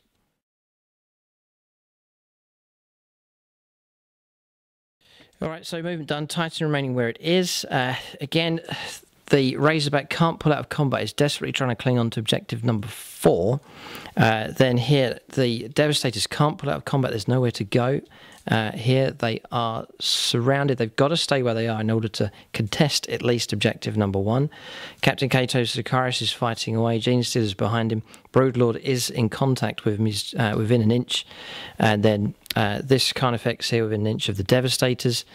So they are all in trouble. It's a case of trying to cling on and survive here. And then moving on to the objective with the Primaris Marines, desperate situation for them as well. Stormraven gunship flying overhead, desperately trying to provide some fire support and protect the Primaris Marines and the Red Scorpions captain just there. And that is about it. Lehman Russ just pulling an inch out of combat. That is movement done. Shooting phase next. Alright, so shooting phase finished here. Pretty impressive as James has tried to protect the Primaris Marines here. So, especially with the Titan, pretty good shooting from that. It fired the Inferno Cannon first of all and destroyed the Carnifex just over there. So that's another Carnifex brought down. As soon as James declares a target, whatever it is, it's in big trouble against that flamer weapon. Then Vulcan Mega Bolter firing across, helping to reduce the Tyranid Gene Stealers down. So they took a lot of hits. And then a horrendous roll from Rao, even more of them disappearing just there. So they're below half strength now. It's good shooting against them. Gene Stealers down here reduced. That was Primaris Marines firing down. Hurricane Bolters firing down as well from the Stormraven gunship flying across to try and save the day. Rockets caused 3 wounds here. on this Trigon Prime, and then no other damage came through. A lot of misses with the las cannons and twin multi-melters. Then pistol fire here took out a Gaunt as the Marines fought on in combat. A Gene Stealer was killed as well. The apothecary of his pistol took out one of them as they fight on. Then Sicarius as well. 2 wounds caused on the Broodlord here with his plasma pistol in close combat. Alright, so that is shooting phase finished here. It's desperate, but causing decent enough casualties, especially with the help of the Titans still alive. We'll go on to combats now. There's a lot of ongoing melees to resolve here, and I don't think James is going to want to charge with the Primaris Marines. Probably not. Okay, so we'll go on to combats next. Alright, so combat's resolved here. A wound picked up on the Razorback. That's the Gene Stealer that's still alive. Got a rending hit come through. The Warriors didn't have any impact. Then up here, Devastators. They'll need to do a morale check. Actually, they've just been reduced to the Sergeant alone. So we have checked morale for him. He's fine. It's just the lone Sergeant left for the Devastators now. Okay, then Sicarius here, the Broodlord has slain him. Just resolved that combat there. Forgot to fight with the Broodlord. So he has just rolled up, and one of the nasty 6+ to wound rending hits came through. James had 2 of them to save. The Invuln save held 1, but 1 did make it through. On 2 wounds already with Sicarius, and then 3 added to that. That is 5. He has been killed. So Warlord brought down now. If the game had have ended, it would have gone better for the Imperium, but the Tyranids have gained the upper hand now. The Warlord has been slain. It looks like Objective 1 will finally be captured. Carnifex caused some damage as well against the Devastator Marines.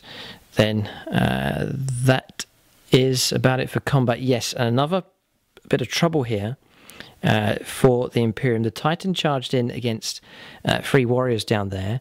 James got 4 hits, but failed to cause enough wounds to remove the last model from play. They reckon that means that James is now in combat going into the next round, which then frees up the Tyranid melee units to try and charge in and cause some kind of damage against this Titan with 16 wounds remaining. We did cause a wound in combat as well with the warrior that remained alive. So potential chance now, possibly a good chance in the game here to try and destroy this Titan if we can rally upon enough Tyranid units to try and reach it in combat. There is the Carnifex here. James will not be able to do Overwatch here because he does count as being within an inch of the enemy here. Locked down in combat. So we'll go on to the 7th turn for the Tyranids as they try to sweep through and complete a possible victory. I wonder if the Primaris Marines can survive. A lot of Tyranids have been destroyed around them. Is it enough? We'll go on to the 7th turn. Now for the Tyranids, this will be the final turn of the game.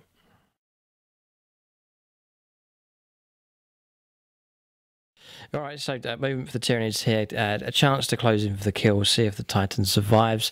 1 Carnifex is moving in. Some Warriors, some Gaunts, just Tyranids trying to muster what they have. The Hive Crone as well getting ready to charge. Not sure if we've got enough damage potential to bring it down, but we'll see. Then across here with Sicarius slain, the Broodlord moving into contact against the Apothecary, buried in there. Carnifex moves up as well. 2 Gene Stealers. It's not looking good for the Apothecary. Warriors getting ready to move around and charge the lone Sergeant just there, trying to clear Objective 1. 3 Carnifexes line up to try and charge the Russ. Then the Gaunts just holding their position. Raveners preparing to charge in. They've descended down. Venom Throat moved onto the objective just over there to hold that. And then across here, converging with a Trigon, Carnifex, Gene Stealers. Gene Stealers from the other side roll exceptionally well. They're rolled a 6 for their advanced move. So you may well see trouble here for the Captain in Gravis armour, Diotrephes of the Red Scorpions, but we'll see if he survives. He is surrounded by loyal Intercessor Marines and also the Lieutenant as well, which will prevent many of the models from reaching him in combat. So we're going to Psychic Phase next for the Tyranids as they seek to close in for the kill, possibly try and remove the Imperial presence from the table here on turn 7. Okay, so 1 mortal wound dealt out with smite there on the apothecary, remains alive with 1 wound remaining. And then across here, it didn't go off just there. So the Primaris Marines protected from that psychic power from coming through. So gone to shooting phase next for the Tyranids on turn 7. Okay, so shooting phase resolved. Not much shooting available for the Tyranids because most of the targets are locked in combat now. I would have fired at the Titan, but he is in an ongoing melee, so haven't been able to shoot at him. So instead fired across with venom cannons and heavy venom cannons here with this Carnifex over towards the fly, but no hits at all against that and no damage. Chaplain was killed here, overwhelmed by the flesh sporer shots coming through, so he has been slain, so he is gone. So now all that's left is the Titan, the Razorback, the Devastator Sergeant, an Apothecary, a Damaged Russ, the Storm Raven, and then the Scorpions, the Red Scorpions over there. 3 wounds on the Lieutenant. That was fire from the magnetic pulse there from the Trigon. So it's just 1 wound caused there. It wasn't as much damage. We fired 12 shots, just a regular Trigon. Should have been 6. So we've corrected that. It was just 1 wound caused in the end. Just re-rolled that result. That is shooting phase finished here. We're lined up for assaults to see if the Primaris Marines can survive. The whole aim is to keep... Well... need to keep Primaris Marine alive to get the objective secured special rule. Otherwise it will just count as a...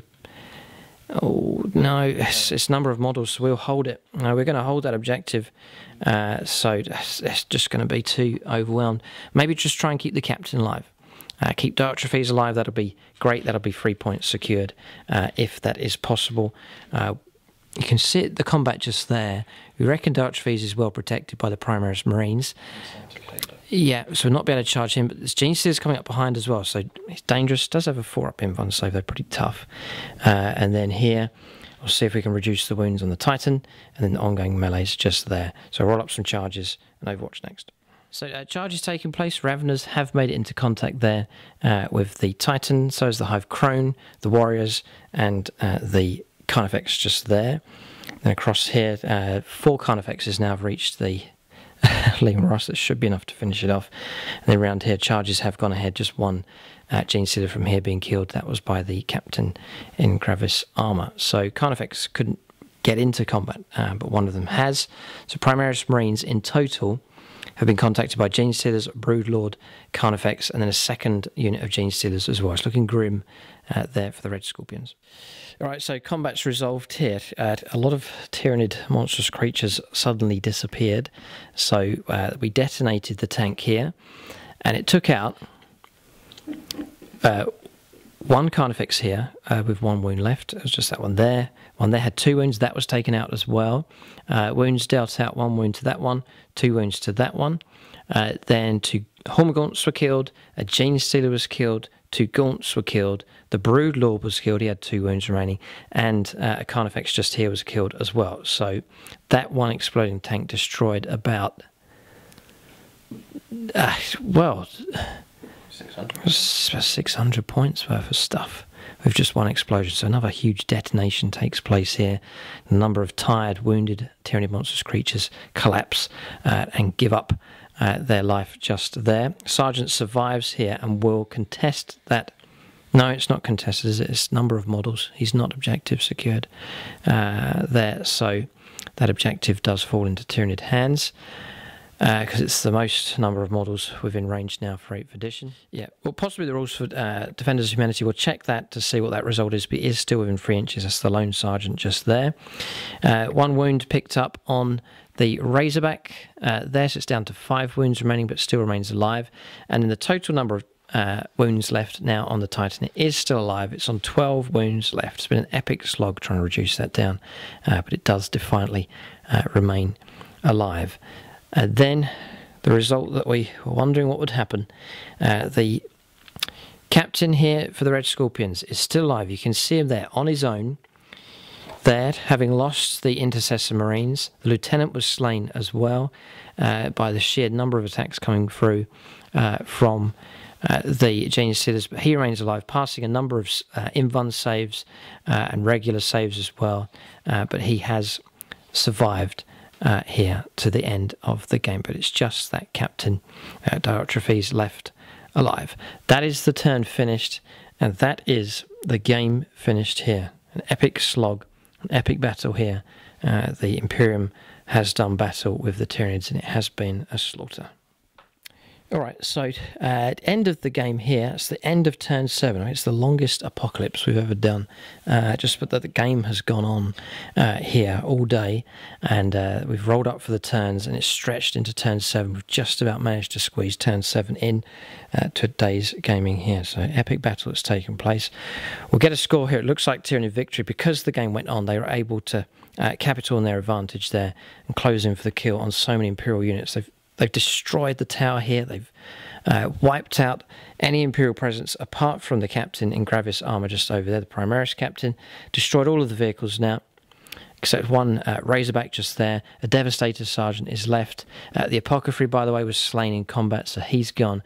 And then a severely damaged Titan, no doubt, will limp off the battlefield and retreat from this area. As for the fate of the captain in Primaris armour, in Gravis armour, who knows? One story is that he hopped into the back of the Storm Raven, rescued in time, escaping from the clutches of the Tyranids as they closed in. The story fits well. Storm Raven's just there. So Captain Diotrephes could leap into the back of that and then escape to live to fight another day. A fitting story, a fitting end, I think, to this battle that has taken place. As to the Titan, I think it weighed off the table, abandoned this area. It has fallen to the Tyranids. This area will have to be abandoned and left to the Tyranids for now, at least. This sector has been lost. Sicarius is amongst the bodies. He'll need to be recovered as well, but it is a massacre here that we have witnessed. The Tyranids attacked on all sides, or 3 sides simultaneously. I think that's what caused the trouble for the Imperium. Too much to deal with at once, and then they closed in for the kill at 3 different angles. So then for objectives, James gets 3 points here. The captain remains alive. He gets 3 points for keeping the Titan alive as well. That's 6 points. Slay the Warlord as well. Yeah, well done. So 7 points picked up. No, 7, 8, 9 points picked up. The Razorback holds its objective as well. So 9 points scored in total. A very honourable score indeed. For the Tyranids, they got Slay the Warlord. Yes, Sicarius was brought down. 2 points for this objective. That's 3. 4, 5 for this one. 6, 7 for this one, because there's more Tyranids than there are Imperial models. So that is 7. And then 8, 9 just round here for this objective. So that's 9. It was a scary moment. I thought it was a draw, but it's not. This objective over here is surrounded by too many Tyranids as well, so they count as holding that. So final score is 11-9 to the Tyranids. Tactically, very close. Because key assets were kept alive. We agreed upon the points at the beginning. Titan has remained alive, although damaged, so 3 points for that. And then the captain in Gravis armour, Diotrephes, remains defiantly alive as well. So 11-9 to the Tyranids in the end.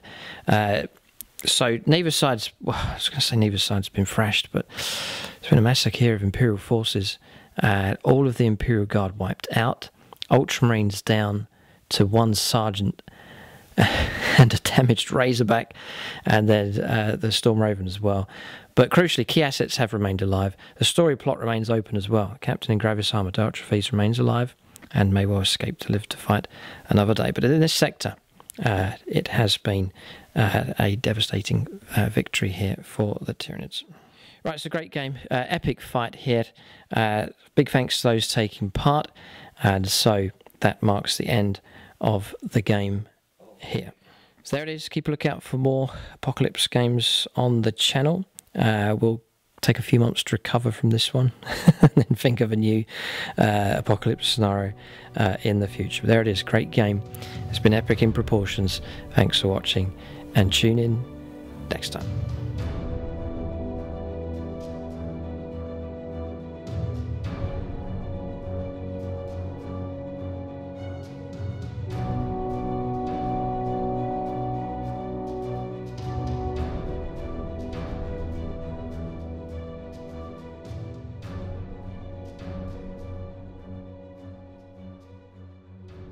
units of the game here, the Storm Raven did really well. James is impressed with that. Yeah, rescued the captain, so I think unit of the game for that. Titan did well as well. Devastating firepower from that, and very, very resilient indeed. And then for the Tyranids, the Carnifexes are pretty good, especially the ones with the heavy venom cannons. Quite impressed with that, and the crushing claws, so mention to them. Going to give it to the Gene Stealers though. Deadly with their attacks, they really are good.